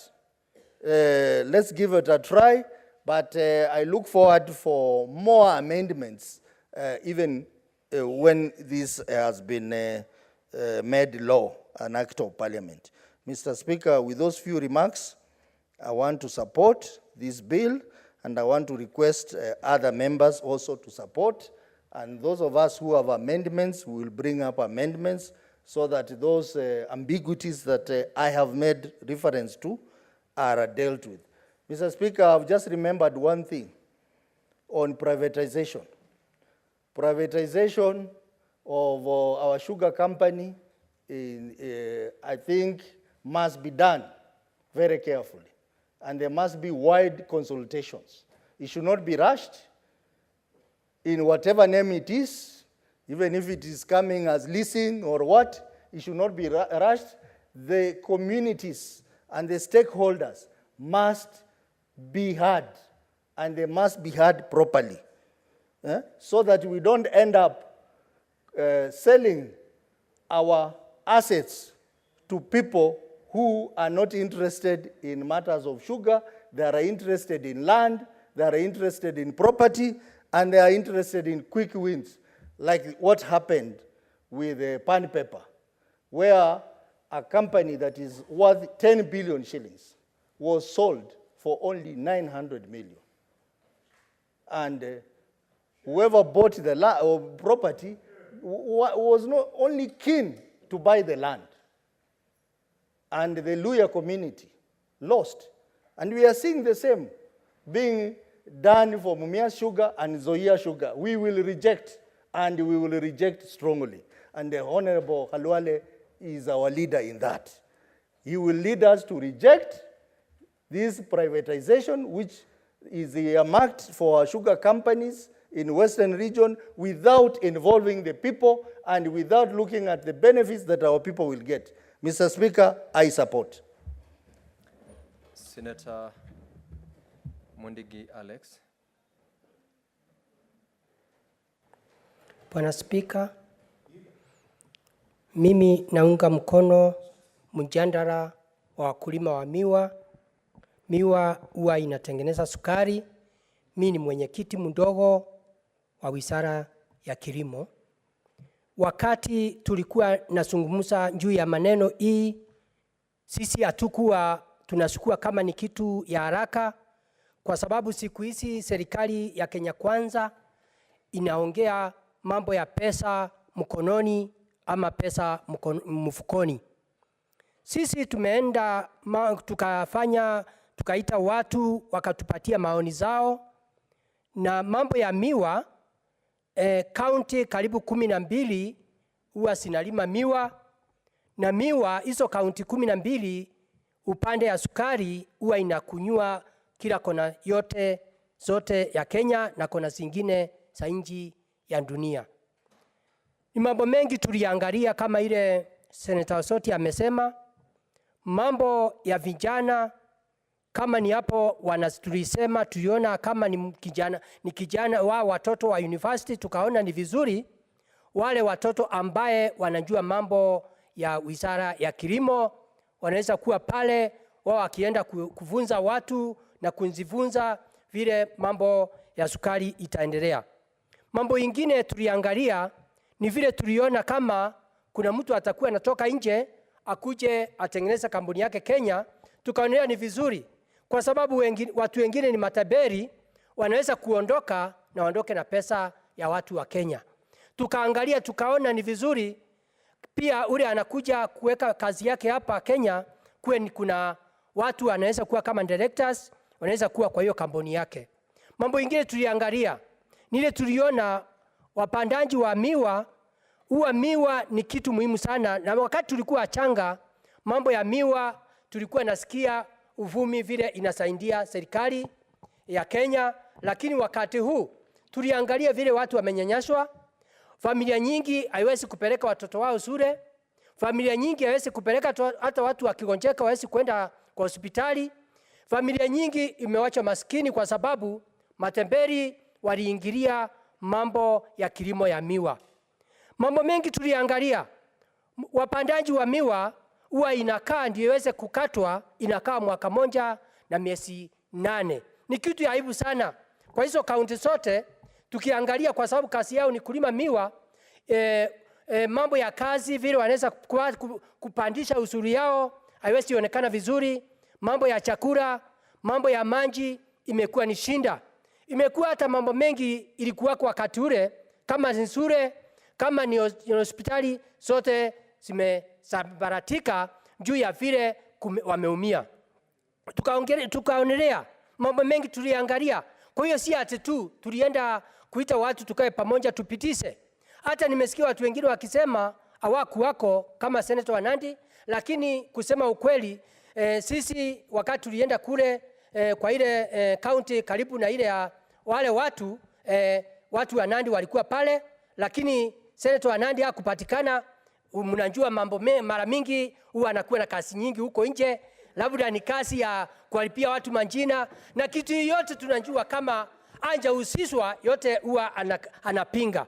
Kwa hiyo nataka kusema Senate inafaa iunge mkono mambo ya sukari. Ni mambo mengi tuliangalia, si ati tu tulienda tukaandika mambo ile tumeleta hapa. Sisi tulikuwa kamati ya wenye sukari, ya kamati inaangalia mambo ya kilimo ya sukari. Tulikuwa na watu ni wasomi, hata wenye wale wako pale, wale wanalima na wale wengine na watu wa serikali. Kwa hivyo mimi nasema Senate ikumbali na maoni yetu, ndio tuweze kuona vile tutasaidia mkulima wa miwa ambaye miwa inatengeneza sukari. Tukienda upande ule mwingine, mnajua kamati katika Senate mambo mengi tumepitisha. Kama agriculture tumepitisha mambo ya ndengo, tumeangalia vizuri mambo ya kuenda kule masinani, tumepitisha hata mambo ya vitu nyingi tumepitisha, na pia saa hii mjadala tuko naye ni ya sukari, na pia tumeongea hata mambo ya majani.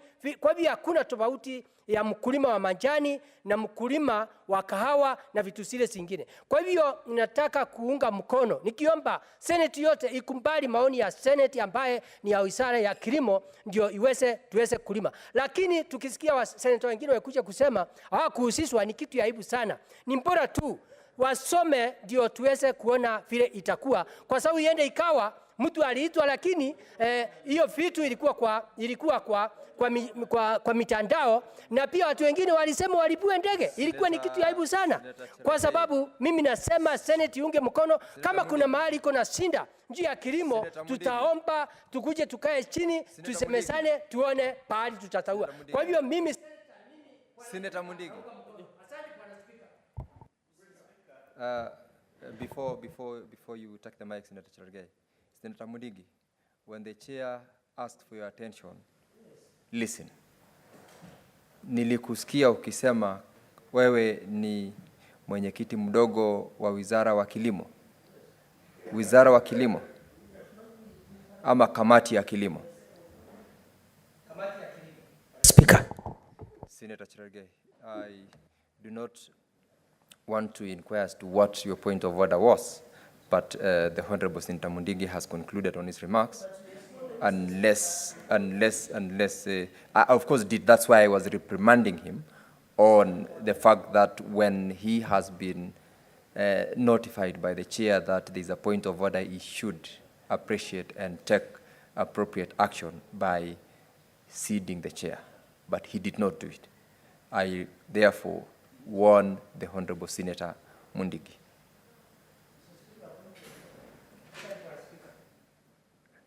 Senator, yes, Senator Cherargei.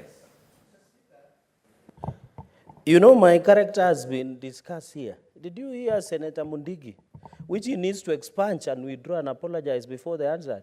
He said in Kiswahili ati mimi naharibia watu majina. You know, this is not a public market or a public rally where Senator Mundigi just gets away with anything. If he says Senator Cherargei was invited to that public participation, the standing orders demand that you table an evidence to show that there was a letter that was received in my office to attend that event. You cannot just be making statements that you make in funerals and birthday parties by saying, anaharibia majina.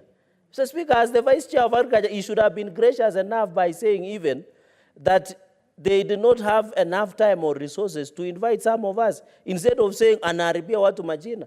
You know, you should just say those ones in funerals, not on the floor of the House. Mr. Speaker, I demand that he apologizes and withdraws. Otherwise, he tables, as per the standing order, evidence, including air tickets, invitation of the letter that came from your office inviting Senator Cherargei to that meeting, whether I was booking an hotel, he should table air tickets, booking reservations, and also the letter from the office or from the Agriculture Committee to show that Senator Cherargei was invited, but he declined. Instead of saying Cherargei anaharibia watu wengine majina, which evidence does he have? Can he table? Mr. Speaker, he must withdraw and apologize because it will, if it goes to the answered, it will be used by somebody else, Mr. Speaker, and you know the implications. Senator Cherargei, Senator Mundigi, you've been in this house for the last 1.5 years. I believe that you should have learned the order on how things are done.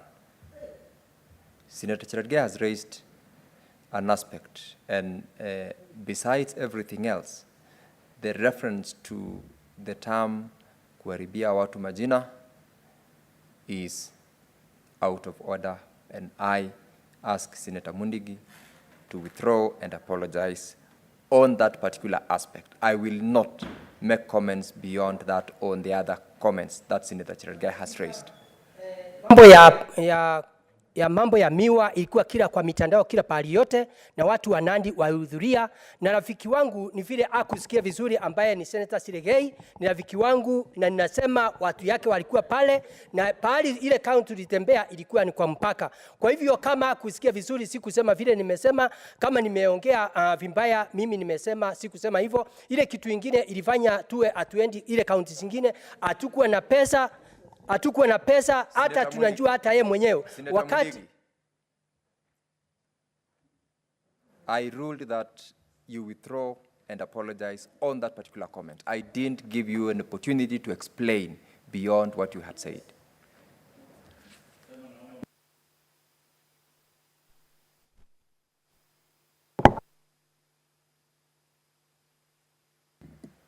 Senator Mundigi.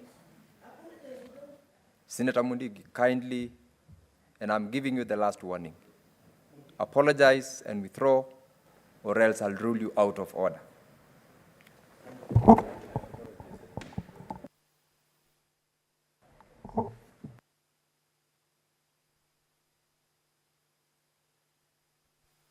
Senator Mundigi, for the last time,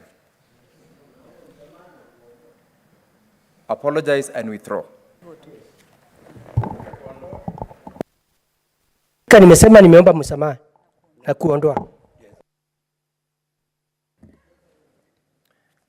Senator Halwale. Thank you, Mr. Speaker.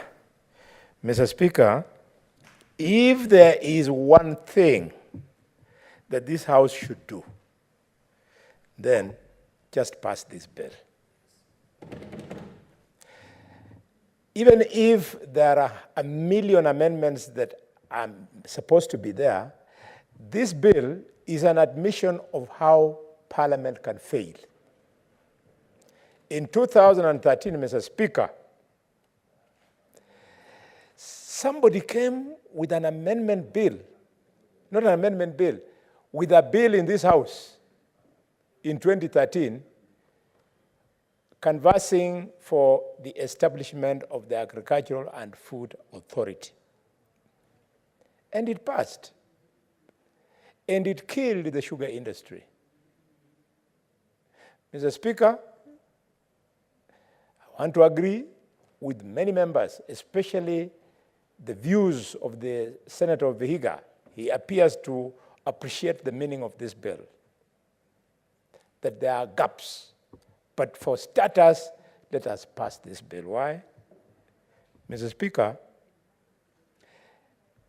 we are re-establishing the Kenya Sugar Board, period.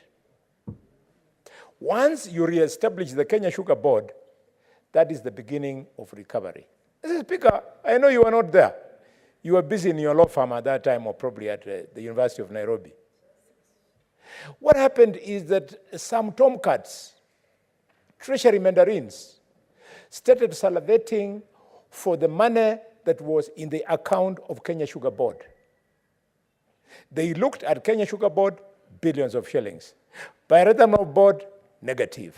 Sijui other board, negative. And they wanted to sweep the money, and they did, and they disappeared.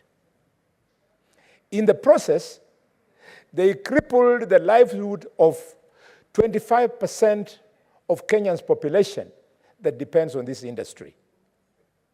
Arithmetically, that converts at the current population of 55 million Kenyans to 14 million Kenyans were adversely affected. And together with that, 250,000 small-scale farmers were shortchanged. The amount of poverty this has visited in the sugar belt cannot be described. You go to Shivale market in Mumias, the once vibrant economy has closed down. You go to Kahunga in Mumias, it has closed down. You go to Nabaholo, the markets have closed down. Mumias town itself, the same, just because of the failure of this parliament. Parliament should never fail. Mr. Speaker, I therefore appeal to colleagues that you listen carefully to the contributions from senators from the Sugar Belt. And these are 12 counties, starting from Kwale across up to the border with Uganda. Mr. Speaker, as I thank the committee through its chair for coming to Kakamega, I want to urge the senator of Nandi, who is my neighbor, to use kind words to this committee. They did an excellent job. I saw them. I was in their meeting. They never lobbied me. But because sugarcane farming is very important, I was interested. They didn't even have enough money to go to 5-star hotels, 7-star hotels outside Kakamega, but they lived on. I'm proud of this committee. Mr. Speaker, this bill, in its first schedule, speaks to the sticking issue of zoning. Yes, zoning is a very pregnant issue, is a hot brick. If not managed properly, it can be abused. I therefore want to support them, that we go by the proposals of the task force. However, during the third stage, I would like to appeal to the chair, you adopt some of our proposals so that they become the proposals for amendment by the chair to give it the weight that it would deserve, for us to polish it even further. Because if you don't do it very well, zoning, which is supposed to kill poaching of cane, can also enslave the farmers in that zone, in the sense that you will be coerced through legislation to deliver your cane to a factory in your zone, whether it pays you well or not, whether it pays you timelessly or not, whether it harvests on time or not. And this is why I say we polish it. Mr. Speaker, the issue of zoning should also be polished further, so that the issue of way bridges must be addressed. We must make it an offense punishable under this act for any miller to set up a way bridge in a zone that the miller does not belong to. You'll find, you go to Western, Mr. Speaker, we have wide load, long trucks that carry harvested cane from end to end. This law, we want to polish it, and Chairman, I appeal to you, so that should this miller choose to haul cane long distances, then they should incur a penalty as they cross from one county to another county. Mr. Speaker, the issue of poaching of cane from foreign zones is the reason why I would like to support this bill, where it says that no single miller should enjoy monopoly, whereby his investment is more than 30% of the total cane harvested in this country. Mr. Speaker, it is because of this greed of setting up very many factories that you find these people then end up poaching cane from end to end. Mr. Speaker, for purposes of enforcement, the police under this act must be authorized to arrest poachers of cane. And those of us who come from the heartland of cane production, i.e., the county of Kakamega, the county of Kisumu, and the county of Bungoma, we know what we are talking about. Yes, and county, you know, Busia for a long time is part of Kakamega, so when I say it as a big brother. Mr. Speaker,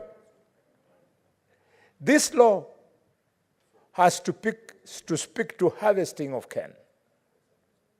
The reason why you had the Senator of Vihiga speak to the issue of the temporary closure of factories that was there last year is because these poachers, Mr. Speaker, were engaged in harvesting of premature cane. Under this act, we must make sure that harvesting of premature cane is, Mr. Speaker, criminalized. And Mr. Speaker, in this act, we are speaking to cane pricing. Cane pricing, the proposal in this act is that it should be done every 3 months. You cannot do that. Pricing must be reviewed every month because sugar fluctuates on the national, on the regional, on the continental, in COMESA, and in the international market. So reviews should be regular so that we don't lose out. Personally, I know what I'm talking about. I'm a farmer in Marinya. I grow cane in Kakamega. I supply to Butali Sugar Company. I supply to West Kenya. And it is usually very annoying, Mr. Speaker, when this week you supply, and because we have not had reviews, the following week you see now cane is attracting a better price. I therefore want to plead with the chairman of the committee, you consider reducing from 3 months to, Mr. Speaker, 1 month. Mr. Speaker, there is an animal in this country under the total and absolute control of the National Treasury called importation of sugar. Importation of sugar, whereas on the one hand is a necessity, but on the other hand is killing our farmers. Mr. Speaker, how? An imaginary, hypothetical sugar deficit is declared by the National Treasury. Then cheap imported sugar hits the market and it denies the local farmers an opportunity to enjoy a better price. To discourage, I want to encourage the committee again at third reading to discourage this reckless behavior.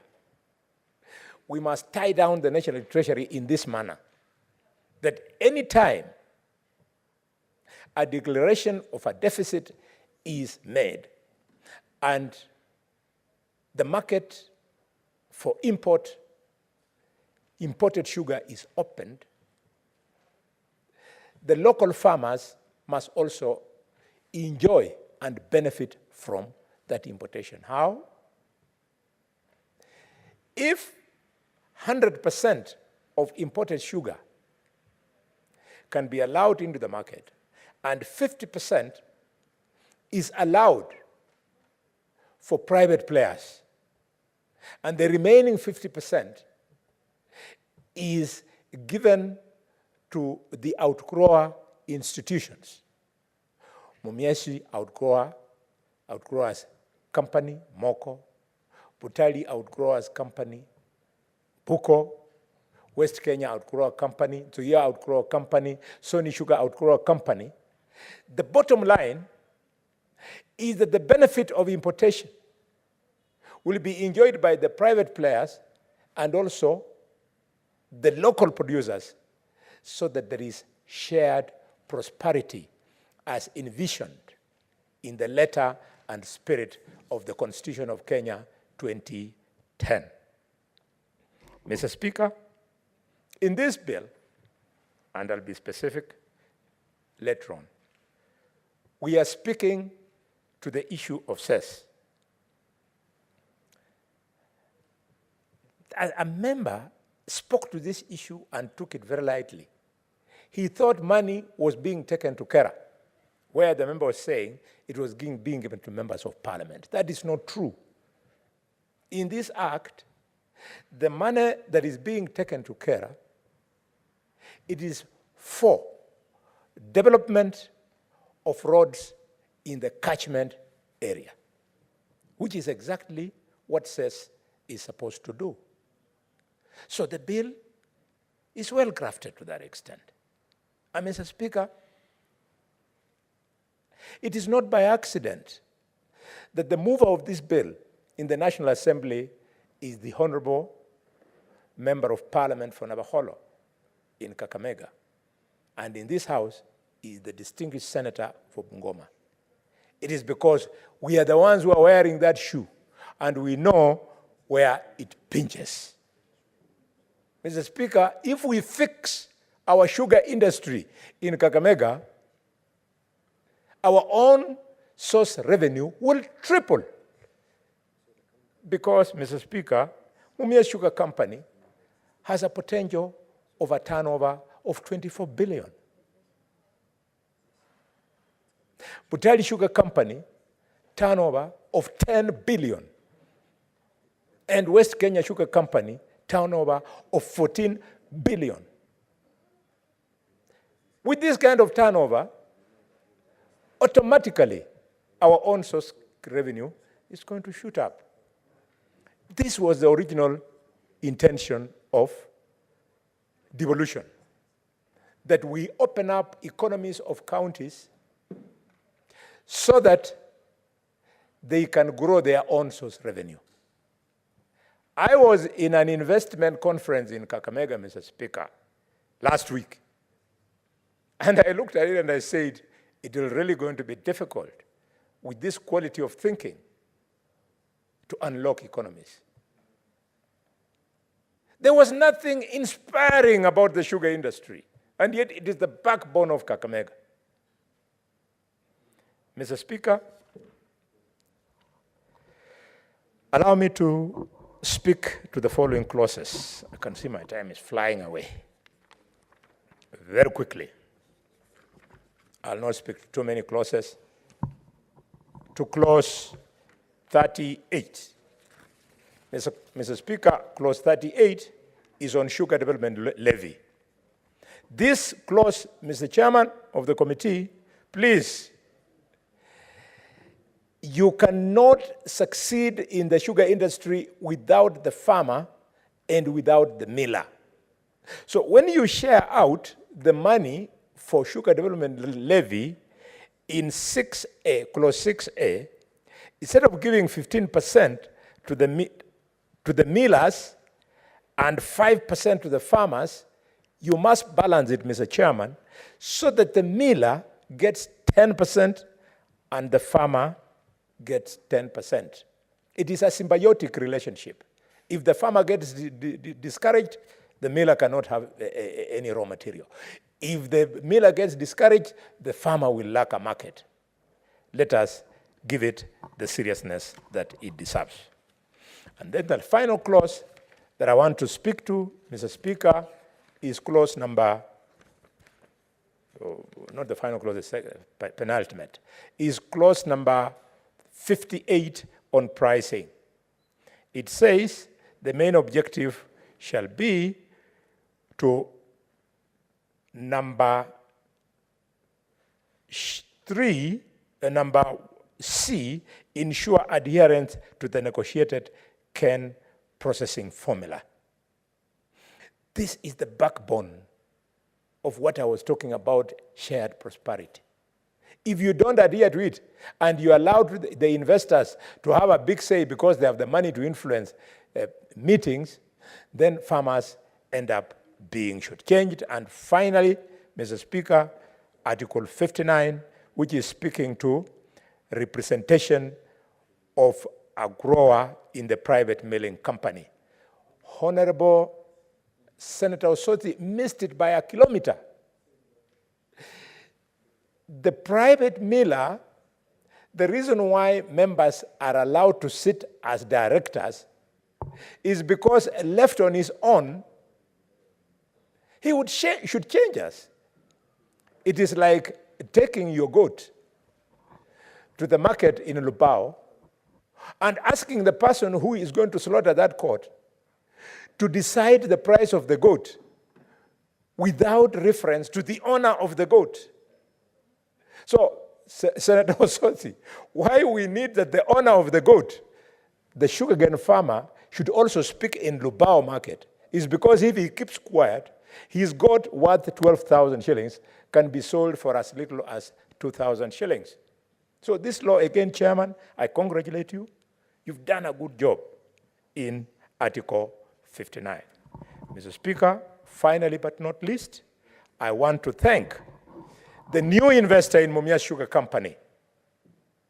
He has changed the ecosystem. Shame on criminals who are now starting to ban the nuclear cane. We know you criminals, and we are going to come for you. Mumias Sugar Company will never close. I thank you, and I support. The Honorable Senator Okoiti Andrew Mtata. Mr. Speaker, sir, I thank you for the opportunity to address this August House on this very, very important bill. To begin with, I agree with the Honorable Senator Khalwale that this bill should and must be passed. Because one of the most important thing at this stage is to disengage sugar farming from AFA, so that we can focus on matters sugar without being disrupted by matters pyrethrum and other crops, equally important. By moving away from AFA, we shall be living up to the maxim that bite small and chew finely to avoid constipation. AFA was a messy contraption. It was too obese to do anything good for us. Two, I thank the committee who found it appropriate to conduct public participation in Busia, where we mobilized farmers from the county and other stakeholders across the region to come and participate and make contributions about the bill. However, much as we want to pass this bill, I have some reservations informed by the question of ownership of cane. Tenant farming is still continuing, whereby farmers become tenants on their own land, as millers own the sugar they have grown, they are growing on their own land. We need to interrogate that issue and see what proposals you can come up with to ensure that a farmer is not reduced to a tenant on his own land. And maybe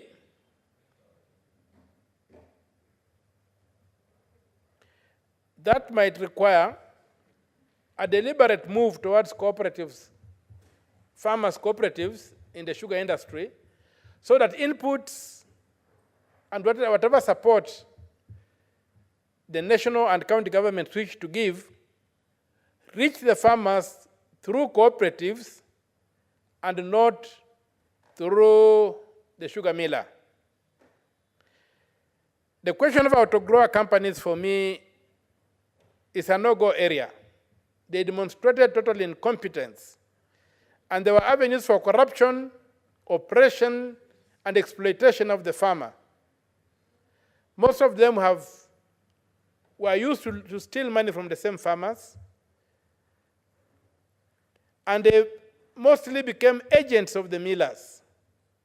I would love a situation whereby the farmer grows the cane, they organize themselves into groups, they are financed, they grow the cane, they own the cane, and when the cane is mature, they negotiate with the miller to say, you have got this much cane, how much are you willing to pay us? Or we move the next miller. The idea of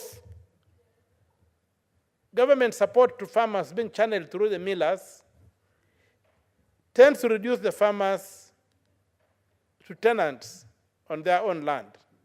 And that, for me, is unacceptable.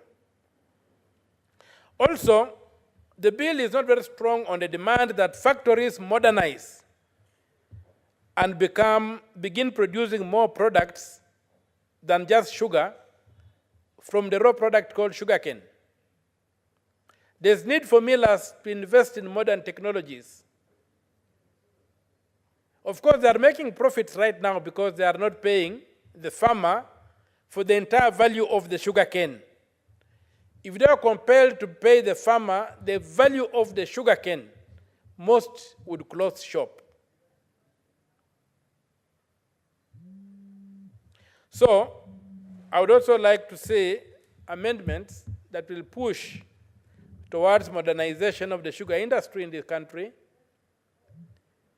also targeting the miller, so that the miller should pay the farmer for the array of products that are possible and have been achieved in other parts of the world, where we always compare ourselves to and wonder why they are so efficient and productive.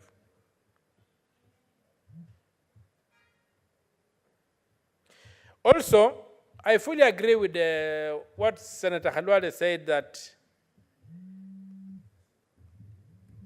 harvesting immature cane should be punished. But beyond that, what is mature cane? Is it cane that is 15 months old, 16 months old, or 20 months old?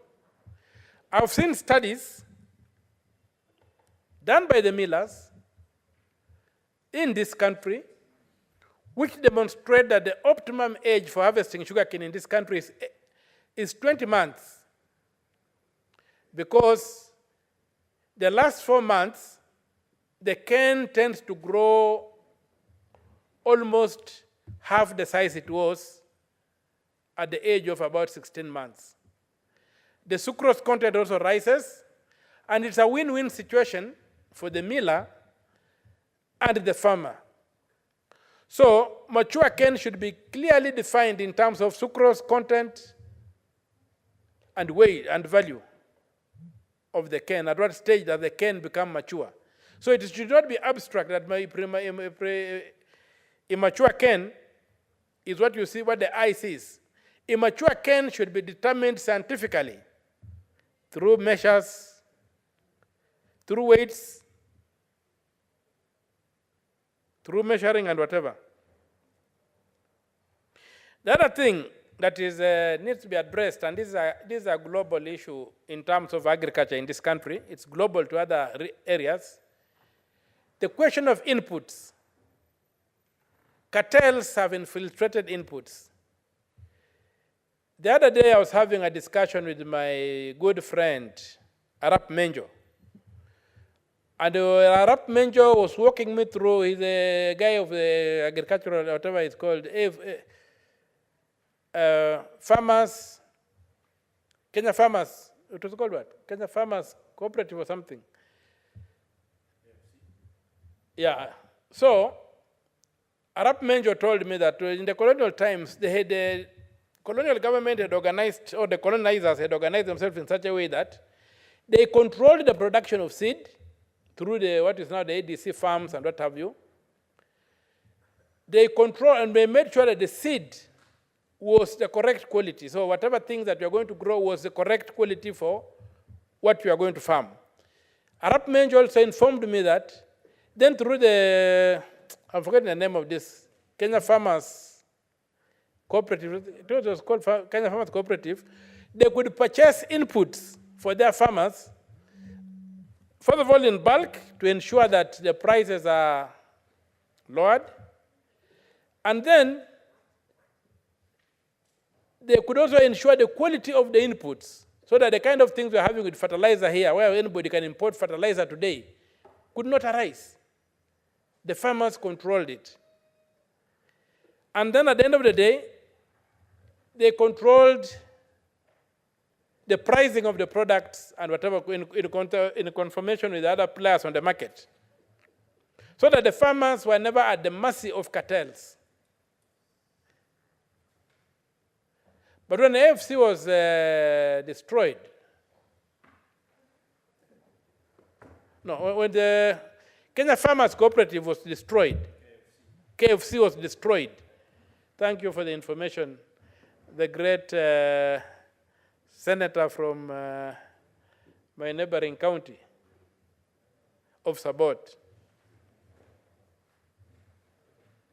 of West Pokot, rather. So, such an arrangement needs to be made so that we can protect the farmers from the rogue players in the production of seed and in the production of other inputs. And maybe we should be thinking of these vast ADC lands and turning them into multiplication centers for quality seed. Because if you look at how seed in the sugar industry is utilized, they just go and pick sugar cane of a certain age, usually young cane, and they give the next farmer to grow, and they propagate it that way. They need to be controlled on the seed so that we know to what number of cuttings or what number of ratoons can still be used as a seed cane.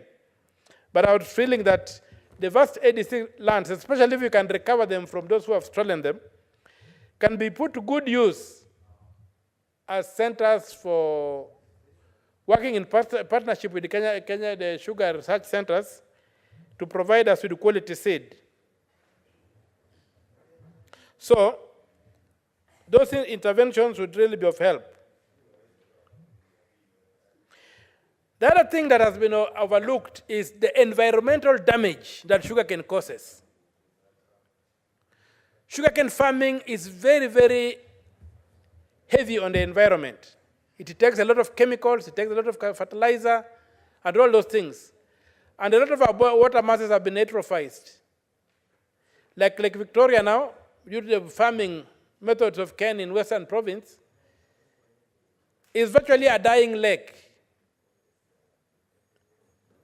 And the soils within the sugar belt, let nobody cheat you, most of the soils have become too acidic for viable farming. So there should also be something must be done, especially to control the growing of cane in lowlands. Our swamps have all been drained. We don't have swamps.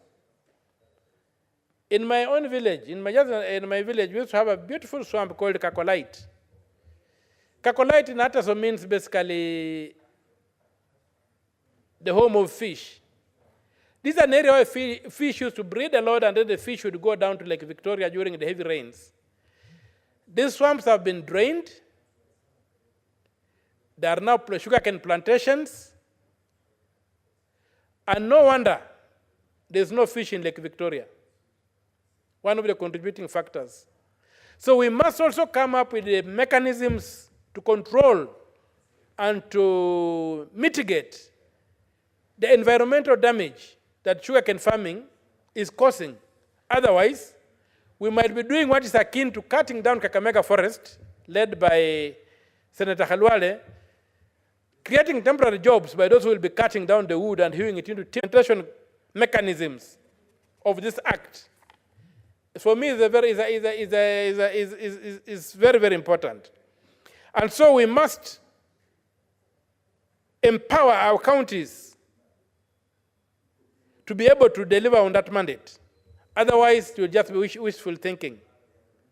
It's a mandate that requires a lot of input. And so we must find a way of empowering our counties. The question of carer being given money should not be there unless carer is devolved. Carer is unconstitutional, the same as Kura is. So we cannot give them money. They need to be put under the Council of Governors, so that when they execute their role of doing rural roads and urban roads, they are doing it under the supervision of the governors. And we only leave Kenya to execute what you would call national highways. So with those few remarks, Honorable Mr. Speaker, sir, I unreservedly support this bill. I support the creation of clusters that will serve the broad interests of the Republic of Kenya to become the dominant and preeminent producer of sugar on the continent of Africa and globally. Thank you, Mr. Speaker, sir. I support. Senator Veronica Maina.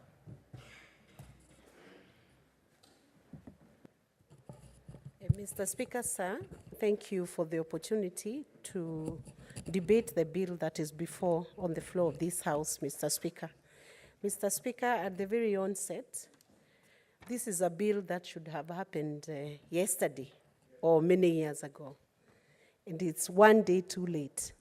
But thank God the bill is finally here. Because, Mr. Speaker, sir, if there is a sector that has seen confusion, cartels, a sector where farmers have been frustrated by brokers, Mr. Speaker, where the market has been manipulated, it's the sugar sector.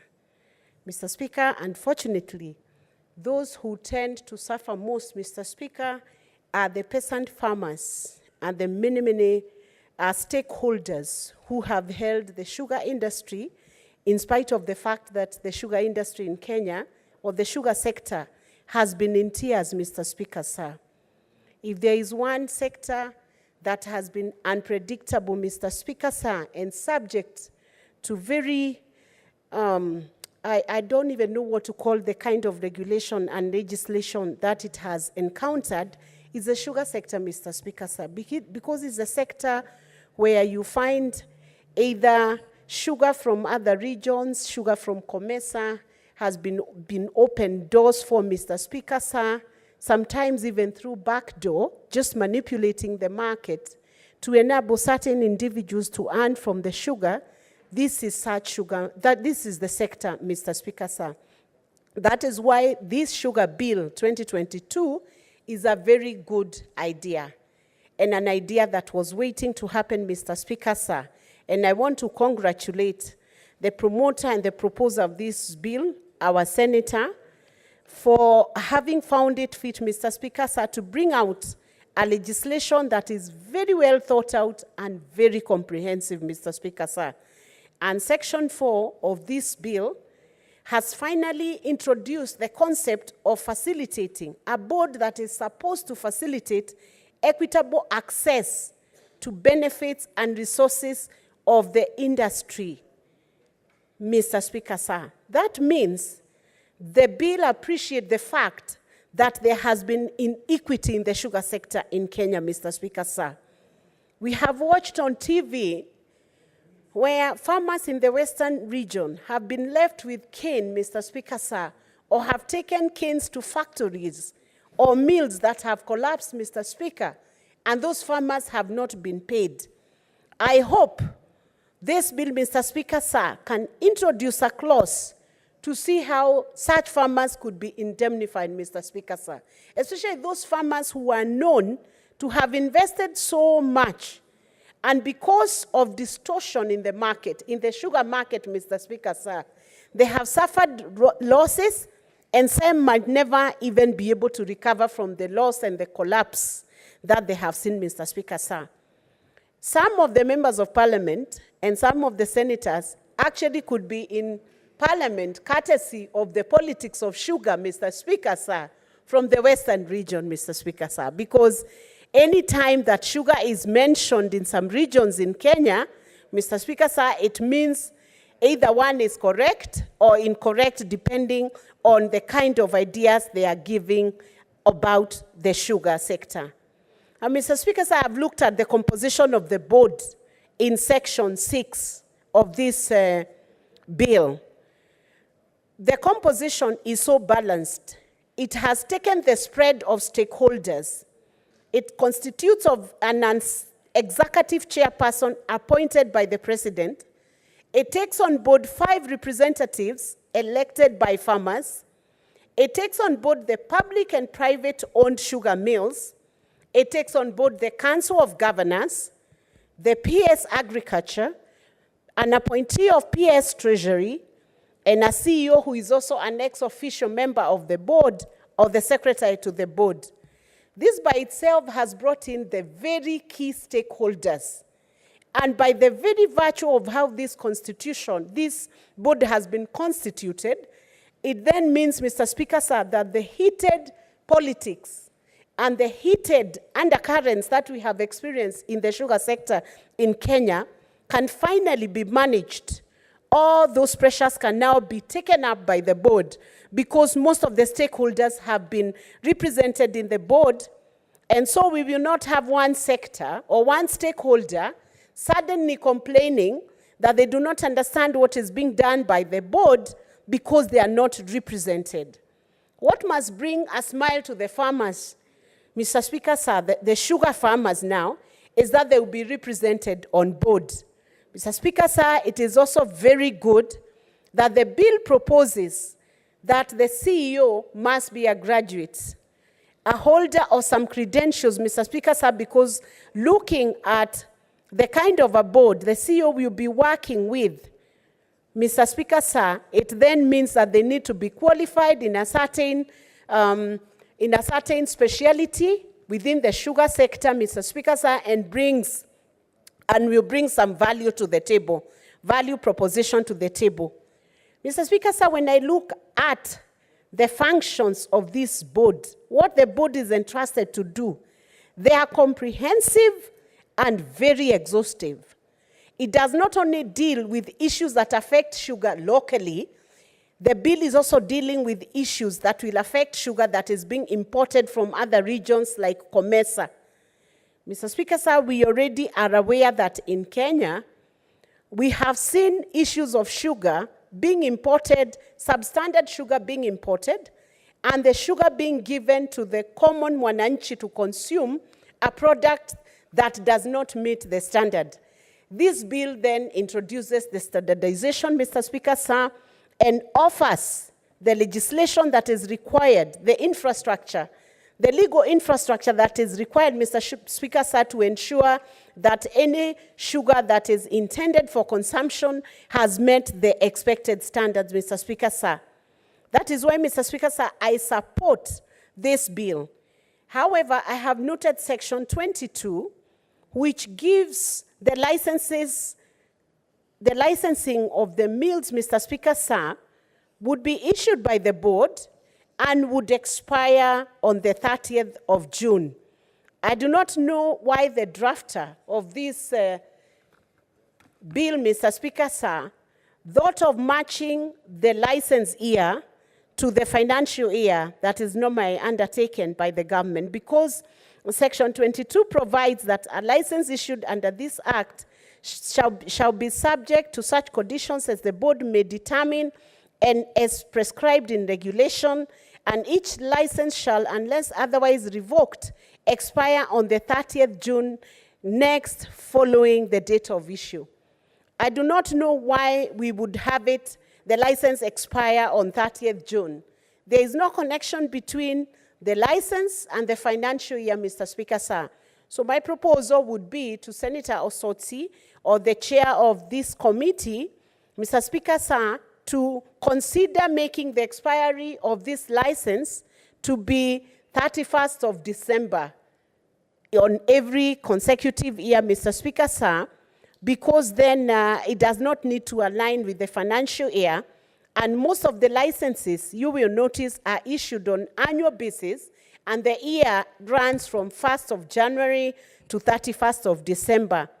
But that is a correction that can be done, because putting it in the middle of the year is disruptive to the farmers, is disruptive to the factory itself. And supposing it is not granted and we're in the middle of a season, Mr. Speaker, sir, it would defeat purpose, Mr. Speaker, sir. The bill is comprehensive. It constitutes provisions for a tribunal. It constitutes segmentation of different sugar catchment areas, Mr. Speaker, sir, in the first schedule of this bill.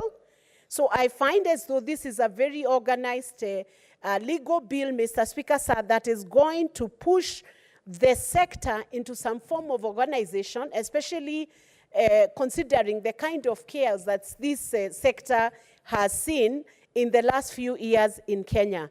Mr. Speaker, sir, I therefore stand to support the making of this bill, or the passing of this bill into law, and congratulate the proposer of this bill. Thank you, Mr. Speaker, sir. Senator Omatinga Wahome. Thank you very much, Mr. Speaker, for giving me this opportunity. Let me start by saying also that I sit in the Agricultural Committee, and I'll start by commending the committee for the effort that they've put into this particular bill. Having gone a couple of times over the weekend throughout, working Sundays to Mondays, Mr. Speaker, sir, this is indeed a clear indication that the committee is dedicated to seeing that and ensuring that legal frameworks are put in place that will ensure that the farmers of this country will no longer suffer from the predicament that they've been suffering from. Mr. Speaker, sir, it has been said, and rightfully so, by many senators who contributed to this debate. Farmers in Kenya, be it sugarcane, be it coffee, be it tea, be it macadamia, be it avocado, have always been taken advantage of by middlemen because of lack of sound legal framework that would protect them. Mr. Speaker, sir, it is indeed unfortunate that most of our farmers who have worked so hard to put a straight meal on the table have ended up being exploited. This bill, Mr. Speaker, sir, is a perfect indication that indeed with good legal framework, farmers can be protected, farmers can be assisted, and most important to Mr. Speaker, the bill ensures that the money, the levies and the revenue and the sales that's collected, it does not only go into repairing of roads, but also research is given its rightful place in the industry. Mr. Speaker, sir, we know that after the colonial era, there were sound research institutions in Kenya that saw many sectors perform very well. But as we progressed and corruption became a part of our society, people were taken advantage of. Farming was reduced. The brokers living in big cities took advantage of the poor farmers. Most of them, their yield, their work, their inputs, they ended up paying for loans that they never took. They ended up paying for inputs and fertilizers and other pesticides and the like that they never used. Why, Mr. Speaker, sir? Because there was a lack of a framework that would govern how that is administered. And that is why, Mr. Speaker, sir, moving forward, and now that we are enjoying the most political goodwill from none other than the President of this country, to ensure that the farmers are given their rightful dividends, to ensure that we put in place sound mechanisms anchored in law that can be enforced to make sure that farmers get their rightful dues. Mr. Speaker, sir, it is indeed very impressive when you listen to the President address each and every gathering, telling them that, yes, we can feed this nation. Mr. Speaker, sir, this has for the last 60 years dodged us. But now, with the right political leadership, under his leadership, the leadership of His Excellency, Dr. William Samoei Ruto, we know that we can indeed deliver our farmers from the bondage of the brokers. We know that we can ensure that they get the rightful income from their hard work. We know that farming and agro-business is going to be even more attractive to even the young Kenyans. Mr. Speaker, sir, that is why I would want to commend the Committee in Agriculture, led by my able chair, Senator for Murang'a, Senator Murango, who has ably steered the committee into formulating into public participation of various bills. Cotton, Mr. Speaker, sir, coffee, Mr. Speaker, sir, tea, we have seen macadamia, avocado is on the way, and most importantly, to put in place sound legal framework that will ensure that farmers do not only get their rightful dues, but they are also encouraged, and that the government puts the right infrastructure and mechanisms in place to ensure that farmers are no longer conned of their hard work. Mr. Speaker, sir, this House, being a House of promoters and protectors of devolution, the committee has seen into it, Mr. Speaker, that the role of the county government has not been marginalized, but it is left at the center, because we know that agriculture is a devolved function, and with the spirit that has the President gave on his inauguration speech, ensuring that functions are unbundled and they are followed by the budget, we want to see, and this bill ensures that the functions and of management of sugar, like many other crops that have come before the Agriculture Committee, is a central, that the county government becomes a central player. Why is this important, Mr. Speaker, sir? We know that Kenya has been facing the problem of rural-urban migration. The only way to ensure that the rural population, especially the younger generation, can be and can get into meaningful generation of income is to make farming attractive. And how can we make that attractive, Mr. Speaker, sir? One, we must have the legal framework in place. Two, we must have the right policies in place. But most importantly, Mr. Speaker, sir, the political goodwill to ensure and to attract, to create incentives to the younger generation so that they can pick up farming is very, very important. It is therefore imperative, Mr. Speaker, sir, that we put legal mechanisms in place that will ensure every farmer who plants a seed will also harvest and reap the benefits of that seed. Mr. Speaker, sir, that has remained dodgy in many sectors, and I'm therefore very, very happy that this bill seeks to address the issues that have been very dodgy. We know sugar industry, for all the long reasons, Mr. Speaker, sir, be it poisoned sugar that is unfit for human consumption, be it sugarcane that does not meet the quality, be it sugarcane that has been delivered and never been paid for. Mr. Speaker, sir, with the introduction of this new bill and the amendments that have been introduced before this committee, by this committee, these issues are going to be addressed. Mr. Speaker, sir, I'm very delighted, I'm a very delighted Kenyan to see that today, what has not been possible for the last 60 years, within 1.5 years of us sitting in this committee, within the first 1.5 years of this Kenya Kwanza government, the plan that we promised the farmers in this country is being realized. We see, Mr. Speaker, sir, that the government has been able to subsidize fertilizer. And therefore, Mr. Speaker, sir, these are some of the benefits that must trickle down to all the farmers. But that have not been possible because of the governance and accountability issues, because of lack of well-defined legal framework. Mr. Speaker, sir, with this bill, with passage of this bill, we will ensure that what the government subsidizes indeed gets to the farmer. And Mr. Speaker, sir, it would be unfair not to say that the government committed itself to all the debts that were owed to the sugarcane, and it is in the process of doing the same for the coffee farmers. Therefore, Mr. Speaker, sir, moving forward, we must ensure that the legal framework that is in place will ensure that the farmers are not siphoned of their money, because it cannot be the business of government for some people to enrich themselves only for the government to come and bail the farmers out. Having a clear slate, a clear starting slate, Mr. Speaker, sir, will ensure that the farmers of this country, they do not only enjoy their sweat, but they are also protected by the government. And that, Mr. Speaker, sir, can only be done when that is anchored in a living document like the envisaged in this bill. There is, however, some few things, Mr. Speaker, sir, that needs to be adjusted as we move by, that needs to be amended. But having said that, Mr. Speaker, it is also important to say that law in itself is not static. It is a flexible document that will be, as time changes, some of the clauses will need to be modified so that as we build capacity more and more at the grassroots level, we will ensure that we also put in place regulations. We'll also operationalize the law in terms of making sure that some of the clauses that are not quite practical can be amended. Mr. Speaker, sir, the introduction of sectors and zones in the sugar growing sector, it is a welcome move, because it is not only going to be good for elections, but also for the millers to also be able to create incentives so that they can get outgrowers, they can get farmers who will be prepared to sell sugarcane to them. Having said that, Mr. Speaker, sir, I would also want to point out that in all other farming sectors, Mr. Speaker, sir, I know because I sit in this committee that we are preparing ourselves so that by the time we are done with our term in this Senate, the history of this country, the history of agriculture, and what the problems that have confronted agriculture in this country will never be the same again.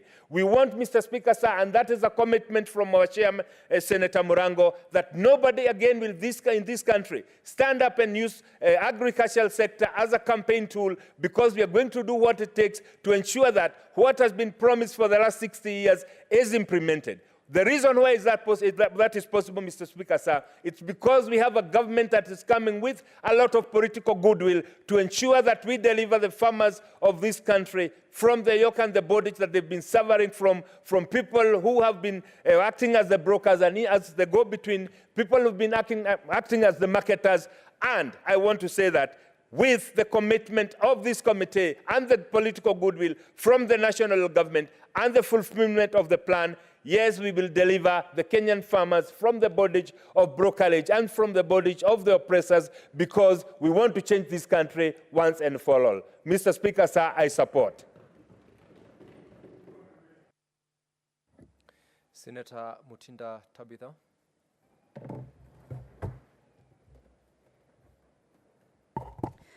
Thank you, Mr. Speaker. I do rise to really applaud this committee, and also the member from National Assembly and our member, Senator Wakoli, who has also picked it up, and the positive energy that we've seen from all the members led by none other than the chair, Senator Murango, on the effort that they've put on this bill. We say God's timing is the best. The bill is here now, so we execute it. And my first input, Mr. Speaker, is on the definition of the sugar catchment area. Mr. Speaker, in it, you realize that it's an area where farmers are clustered within a suitable sugar catchment area for purposes of election, Mr. Speaker, to the board. Now, Mr. Speaker, you realize that if it's only for the purposes of the election, the catchment area, then it leaves a very key important point that the committee should be able to note, and that is the point of cane management. It is very important that even as far as the consideration of the catchment area is concerned, it's not only for the purposes of election, but also for ensuring that cane management is put as a key priority, so that farmers can be able to ensure they benefit from the levies that will be put in place, Mr. Speaker. I've seen in regards the board shall focus on activities that will be able to add value, also on the issue of the export and local or domestic market locally, which is very important. Mr. Speaker, I have noted on point 5B, and I'm very happy for it because it talks about the extension services. I have my bill, which is already at the National Assembly, and I'm very happy to see that even services of extension, services like extension services for the farmers, then the board adheres to these services, because it is through these services and through these officers that should be put within the county, different offices of the county, will ensure the research that is going to be done as per the bill stipulates. The research, Sugar Research and Training Institute, it's very key, Mr. Speaker. Proper research, proper investments on good research institutes are going to ensure that the yields will be maximum. The quality will be, of course, very high. And this is a benefit both to the farmers and both to the market level itself. So research is very key, and I'm happy to see the extension services in it. Mr. Speaker, I've noticed clause 6, the board shall comprise of. I look at the total number in place, the number is 9. It talks about 5 representatives elected by the growers, 2 representatives elected by the private, principal secretary from the ministry, and all that, Mr. Speaker. I've looked at other bills, and when it comes to the composition of board members, the gender issue is very important.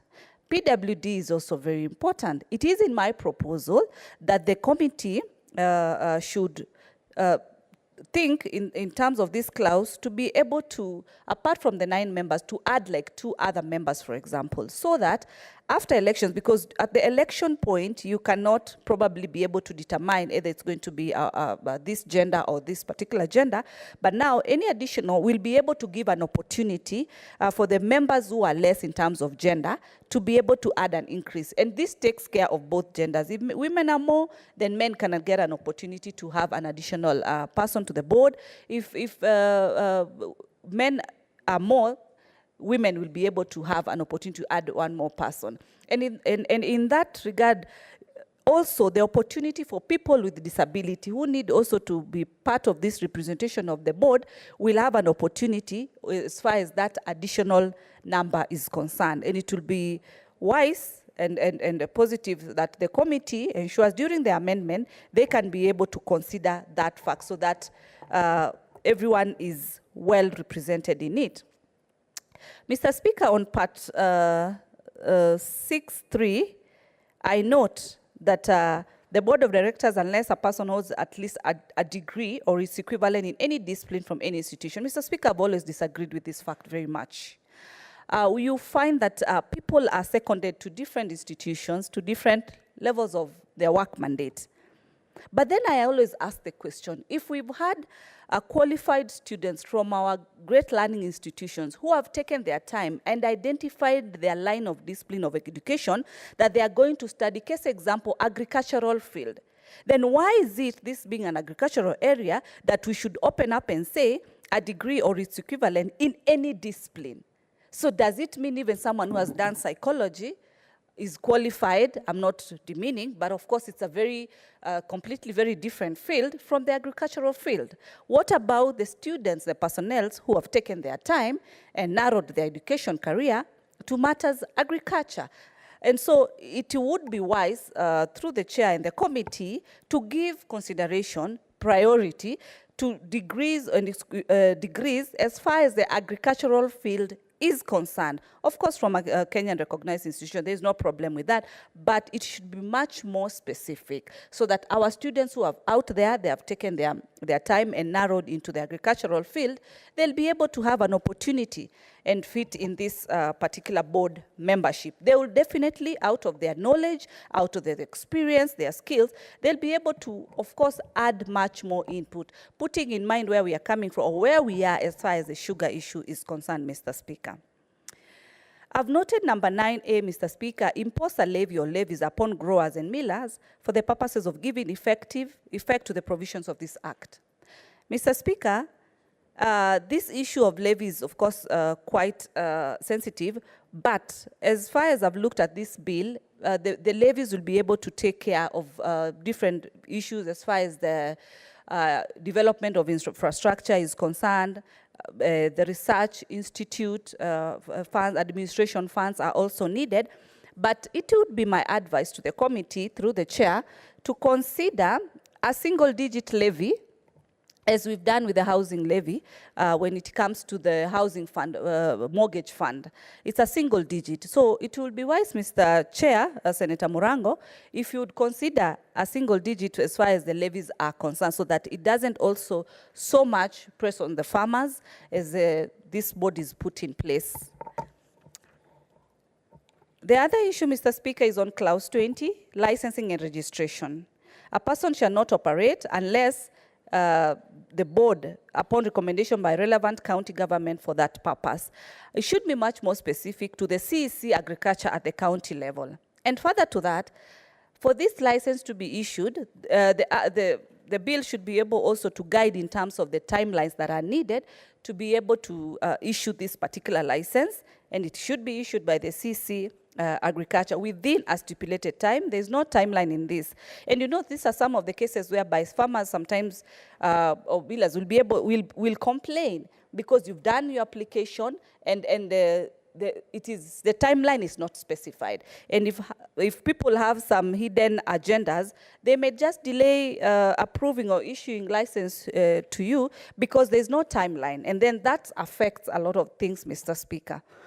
Lastly, Mr. Speaker, of course, on the 28, talks about the breed and promote sugar sugarcane varieties. It's very key, so that these institutes can be able to offer the highest quality of seedlings as far as the sugarcane the cane is concerned. Sorry. Lastly, Mr. Speaker, it's on the issue of the sugar development levy, and more specific D, which talks about 15% shall be applied for infrastructural development and maintenance and shall be managed by KERA. We know very well, Mr. Speaker, that KENHA takes care of the highway roads. KURA takes care of the urban roads, and KERA takes care of the rural roads. But Mr. Speaker, it shall be managed by KERA of the catchment area. Mr. Speaker, I do tend to disagree that these monies should be given to KERA, or these infrastructures should be developed by KERA. KERA is a national level body. And it is at this point that you realize these levies are collected at the county level. So why is it that we want to collect monies at the county level and remit those monies to the national level? We will not then be supporting devolution. The amendment that the committee should look at is to mention that these monies that have been collected for development of the catchment areas, and remember, these are catchment areas that go where the farmers are. And so it would be prudent to say, through, of course, the Committee of Finance, this should come as a conditional grant. These monies be added to the counties. Conditional grant. This money should be added through the county so that the counties themselves are able to develop these particular infrastructures for the benefit of these farmers with these different counties. But Mr. Speaker, if you start giving this money back to KERA, then we will not be adhering to what the Constitution allows us to adhere to. So with those few and many, I do support and congratulate the Committee of Finance for really taking it with the weight that it deserves. Thank you.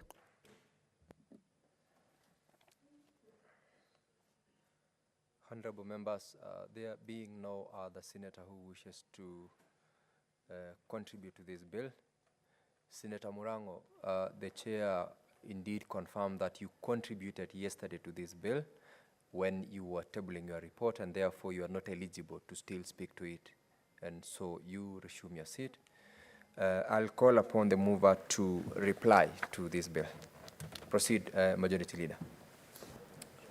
Thank you, Mr. Speaker. I'd wish to thank all our colleagues for taking time to speak to this very important bill. When I made my contribution yesterday, I did indeed note that this is the neglected sector, a sector of the economy which, if we took time to plan and organize well, as envisioned in the manifesto of the Kenya Kwanza administration, Mr. Speaker, has a potential of saving our country billions of shillings that we use in importing sugar into the country to meet our annual deficit, which is slightly over 1 million tons, or slightly below that, Mr. Speaker. Secondly, it will create employment, Mr. Speaker, by the fact that there are millions of farmers who will benefit and therefore, from an organized sugar sector. Mr. Speaker, it cannot be the case that Brazil, for example, feeds or supplies a quarter of the world's sugar demand. Just one country, Mr. Speaker. Mr. Speaker, it cannot even be, the case cannot be made further worse than the fact that the leading producer of sugar in Africa is Egypt, a country that relies on water that traverses right through the sugar belt regions of our country, from River Nzoia, River Sondu, and all these rivers that wash down the stream towards the River Nile, Mr. Speaker.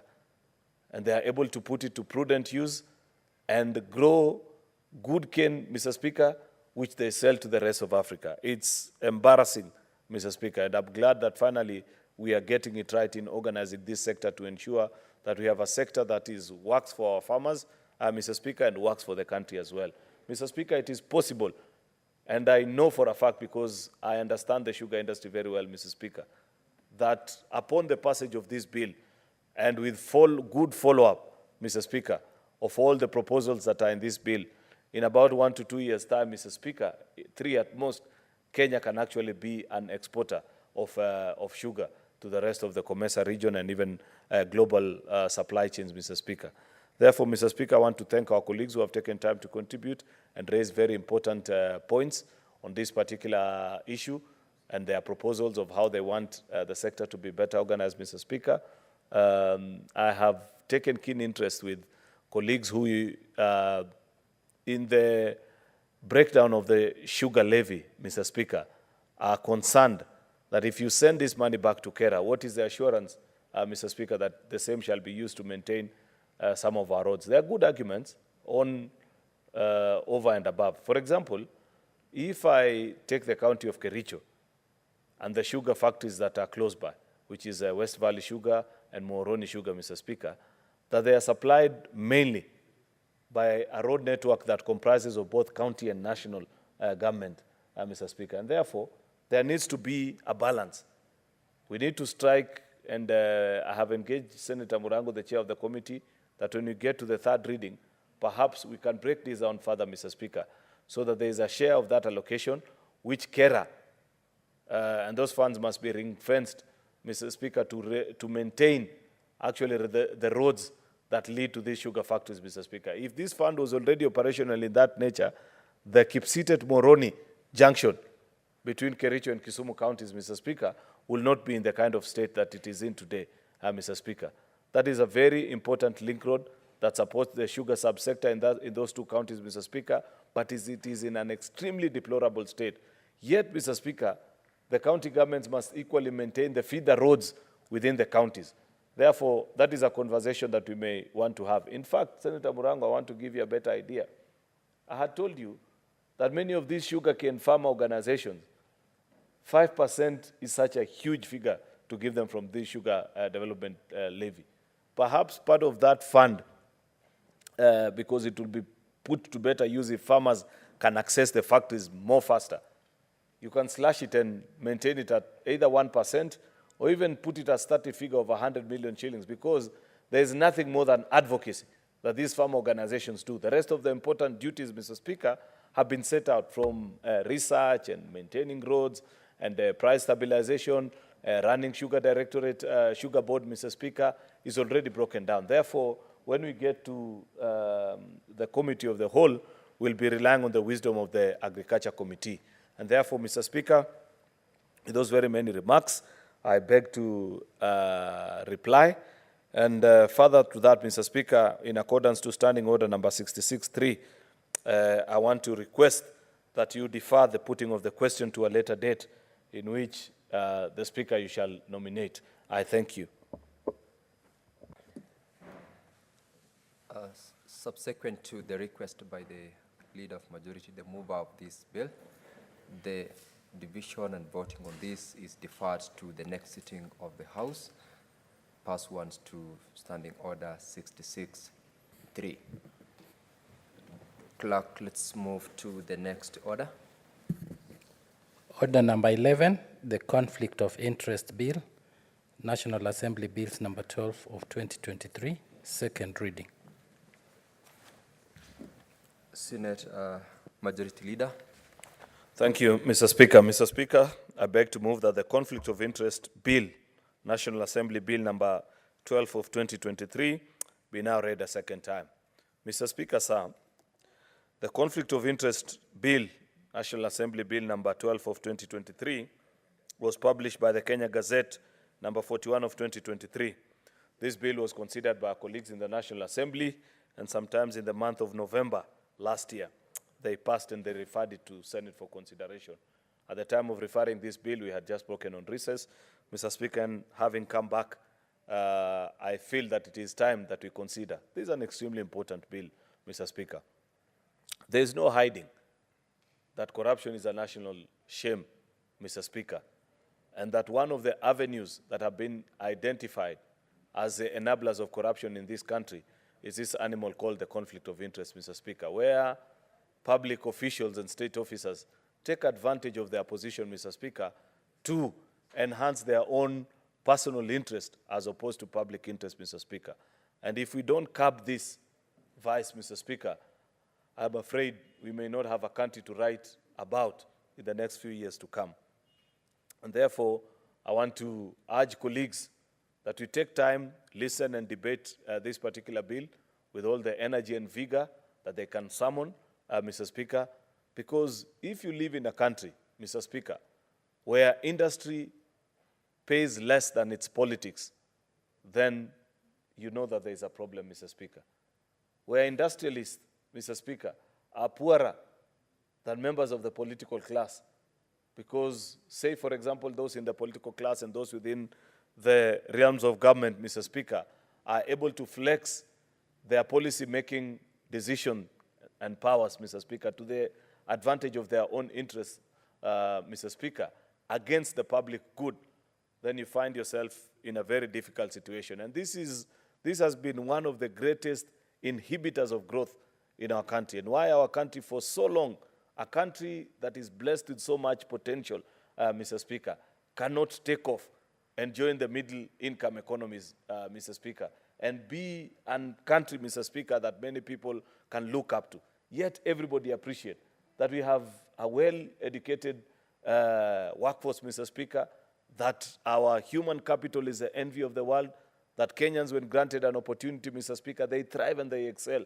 But because of issues such as what we are confronting in this particular bill, Mr. Speaker, we are unable, Mr. Speaker, to get to the next level. And therefore, until we all summon our collective strength and conscience, Mr. Speaker, to believe that there is a greater sense of moral good, Mr. Speaker, when the country thrives even better than you as an individual, Mr. Speaker, that when you're granted the opportunity to serve in a public office, be it as an elected official or a public servant, Mr. Speaker, that you must remember that it is that poor young man in the village, that poor old lady that walks perhaps barefoot, that has granted you the opportunity to use that office to make their life better, Mr. Speaker. And therefore, I am particularly impressed that this bill provides that opportunity for us to be able to move in that particular direction. I'll quickly move to the various sections of the bill. Mr. Speaker, you know Article 73(2) of our Constitution provides the guiding principles of leadership and integrity,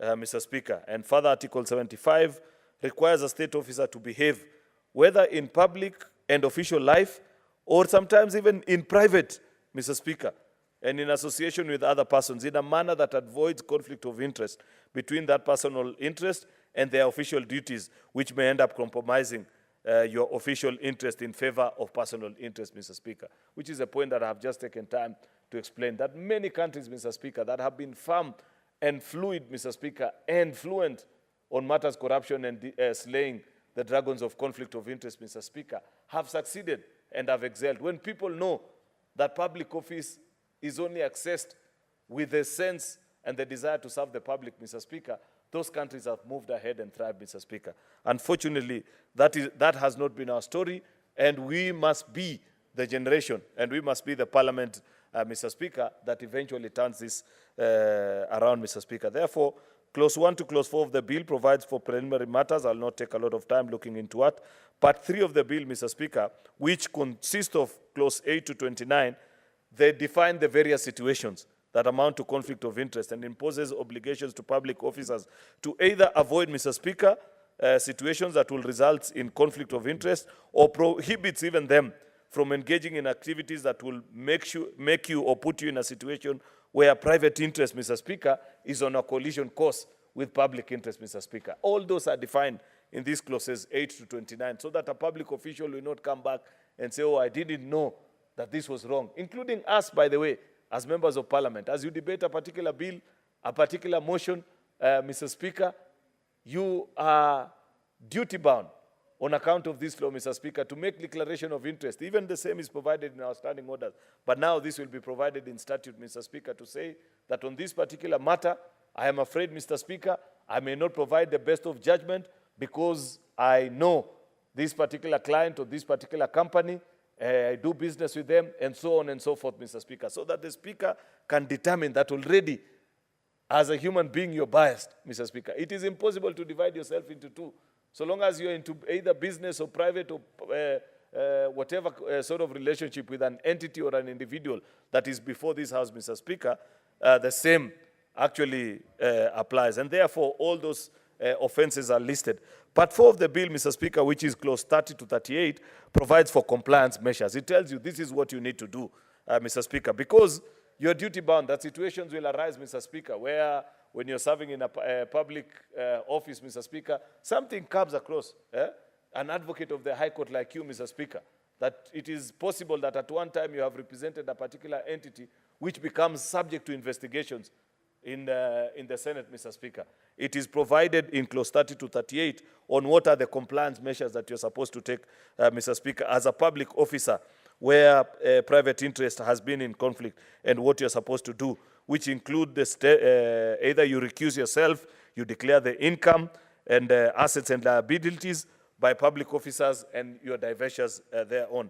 Part 4 of the bill, Mr. Speaker, part 5 rather, sorry, which provides, which comprises of clause 39 to 42, provides for the lodging of complaints against the conduct and investigation. It sets out the procedure for reporting any violation of this act to the Commission and to the reporting entities.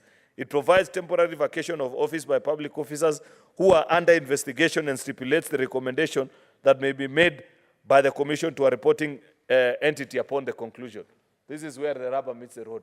Once it has been declared, Mr. Speaker, that there is possible conflict of interest, that you didn't act in a manner that is in the best interest of the public, Mr. Speaker, on what is supposed to happen, and therefore EACC or whatever investigative entities, Mr. Speaker, are to do with you.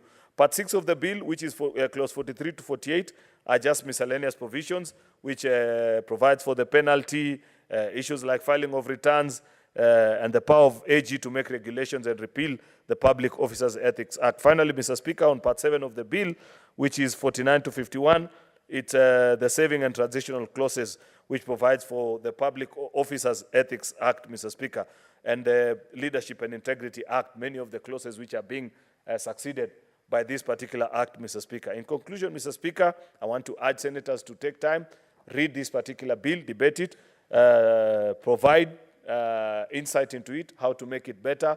Of course, given that you have personal interest in this particular matter, Mr. Speaker, because it affects us, Mr. Speaker, it is important that you also speak about it and share ways in which the bill can be made better. I'm sure when finally, Mr. Speaker, tomorrow, the report by Justice and Legal Affairs Committee is tabled, Mr. Speaker, on this particular bill and what clauses you want us to make better, it will even be for the good of the country. With those many remarks, Mr. Speaker, I beg to move and request the Senator for Kakamega, our majority whip, Senator Dr. Boni Halwale, to second. I thank you, Mr. Speaker. Senator Boni Halwale. Thank you, Mr. Speaker.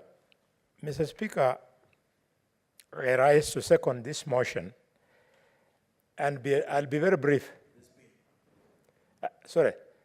I rise to second this bill.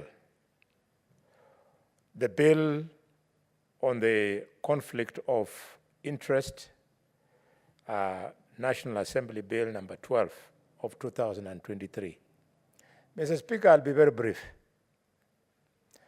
I second the bill as moved.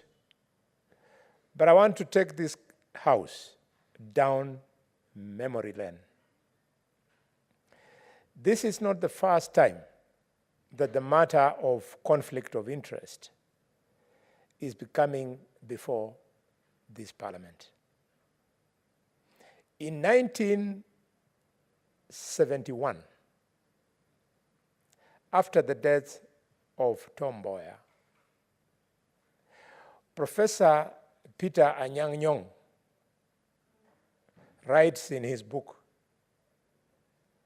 that he went to Singapore and asked the leadership why Kenya was lagging behind Kenya and Uganda when actually we had started off on the same footing like Singapore. And the president told them very quickly that we chose the path of prosperity while you chose to kill Mboya.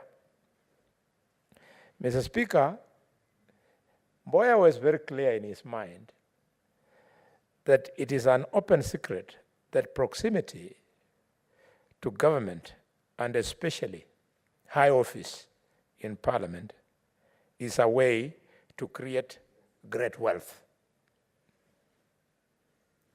And Mr. Speaker, with this realization, Mboya went, and President Kenyatta formed the Ndegwa Commission. Mr. Speaker, Ndegwa was then the chairman of the Central Bank of Kenya, a highly respected banker. And Ndegwa, upon interviewing many parastatals, including NSSF, NHIF, name it, Ndegwa then allowed public servants to own property and participate in business with public entities. And that, Mr. Speaker, is where the rain started beating us. The Ndegwa Commission recommendations allowed civil servants to then participate in doing businesses with public entities. That was the beginning of the real conflict of interest. And the rest, Mr. Speaker, is a history.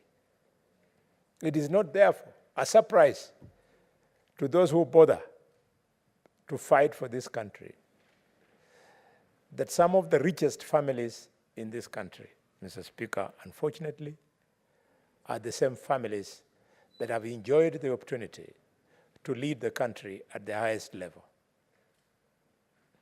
I therefore want to support this bill because it now wants to categorically legislate, Mr. Speaker, on the sensitive issue of public of interest. The object being to provide for management and regulation of conflict of interest in the discharge of official duties. Mr. Speaker, as the mover of the motion has told us, this aims to prevent officials from using positions of power for personal gain. It's very difficult. This the real meaning of Chapter 6 on integrity and leadership. People in high office dole out special favors to interest groups, to members of their families, to people they share membership to, clubs, to people who are fellow alumni, and in the process, the weak lose out. It played out in this House, Mr. Speaker, 2 weeks ago. When a little boy had to sell his business, 800,000 shillings, in order to access opportunity. This is what this bill is all about, conflict of interest. I therefore join the leader of the majority in urging colleagues, members, that we pass this law so that we move yet again a step closer to realizing the meaning of Chapter 6 of our Constitution on leadership and integrity. I second.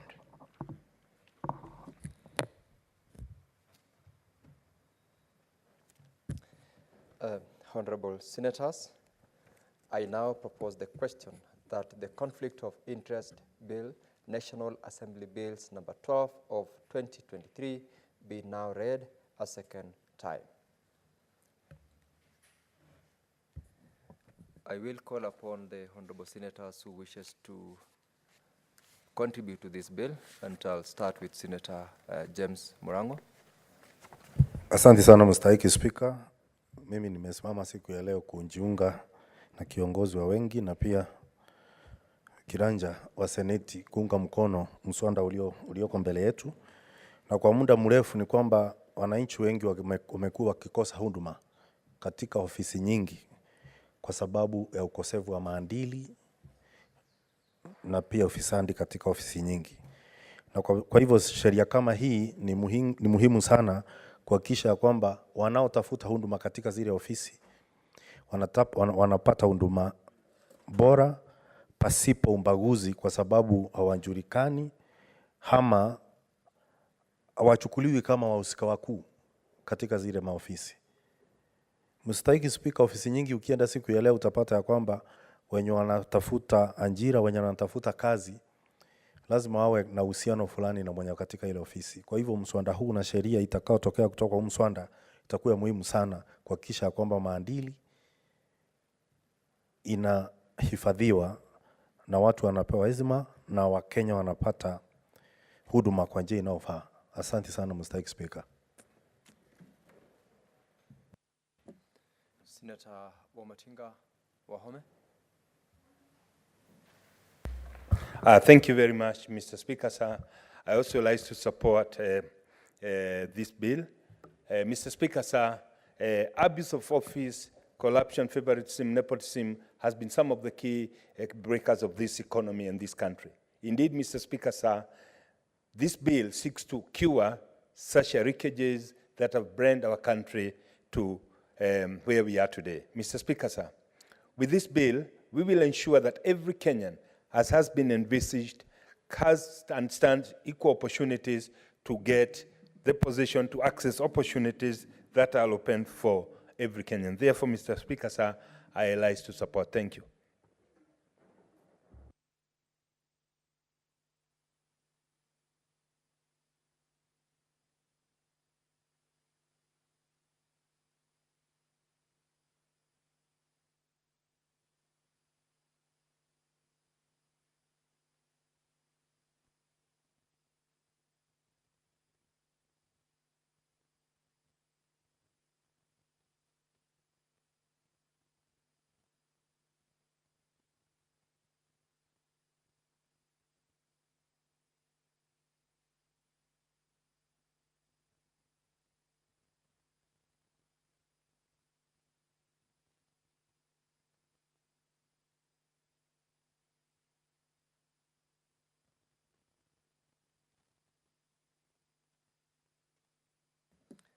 Senator James Murangwa. Mr. Speaker, sir, I want to bring to attention that we don't have a sufficient quorum in this house to continue the business.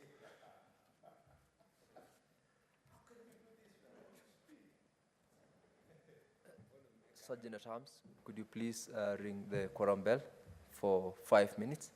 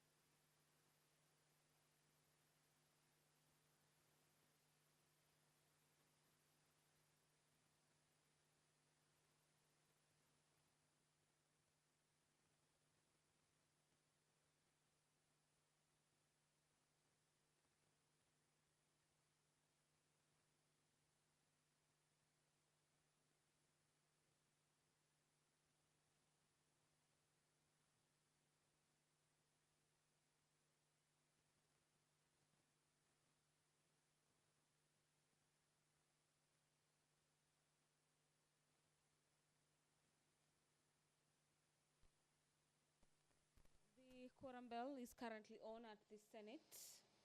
A quorum bell given 5 minutes to allow senators to get back into the chamber this afternoon. Before the commencement of that directive by the Speaker, who is Wakili Hilary Sigei, a member of the Speaker's panel, the House was debating the conflict of interest bill.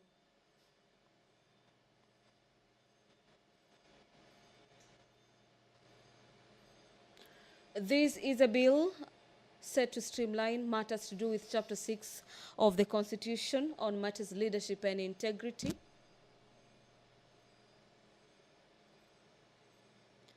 It is a bill that has also been considered by the Senate Justice and Legal Affairs Committee.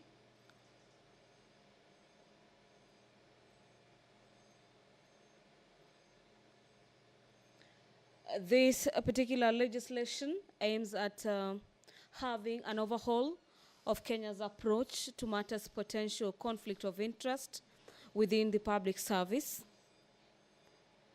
replacing matters to do with Public Officers Ethics Act of 2003, and provide a robust guideline for managing situations where private interests intersect with the public duty.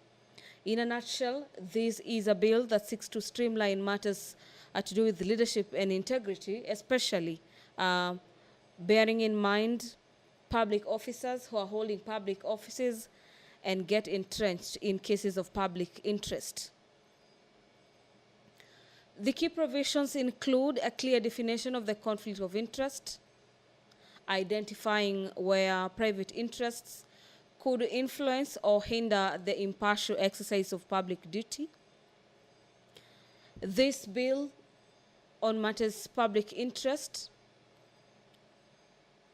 seeks to introduce strong restrictions prohibiting public officers from giving preferential treatment, exploiting insider knowledge for personal gains, influencing decisions for their benefit, as well as taking certain forms outside employment and accepting gifts that could create conflicts.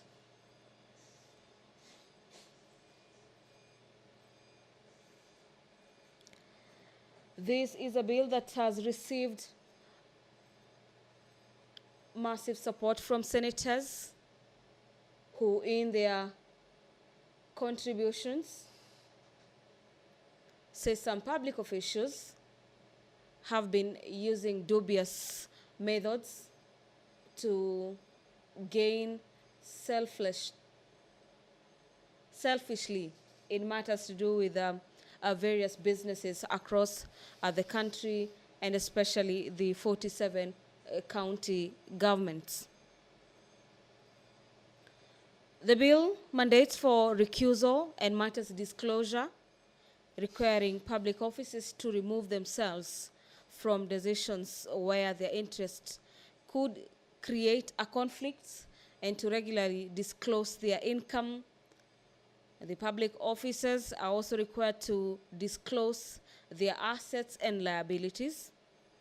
And additionally, the bill will be empowering the Ethics and Anti-Corruption Commission, EACC, if approved, to thoroughly investigate alleged violations, including the potential for the suspension of implicated individuals in the investigation. According to the proposals in the bill, stiff penalties, including fines and imprisonment, are to be included for those who breach the act. This bill that seeks to regulate matters to do with public interest,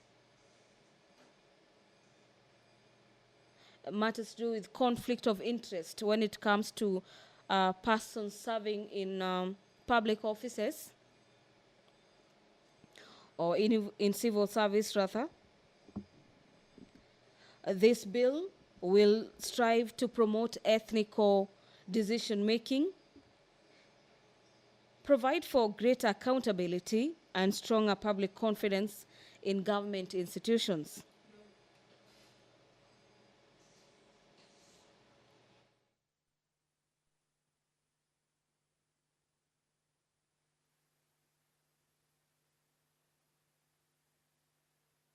It's 2:30 p.m.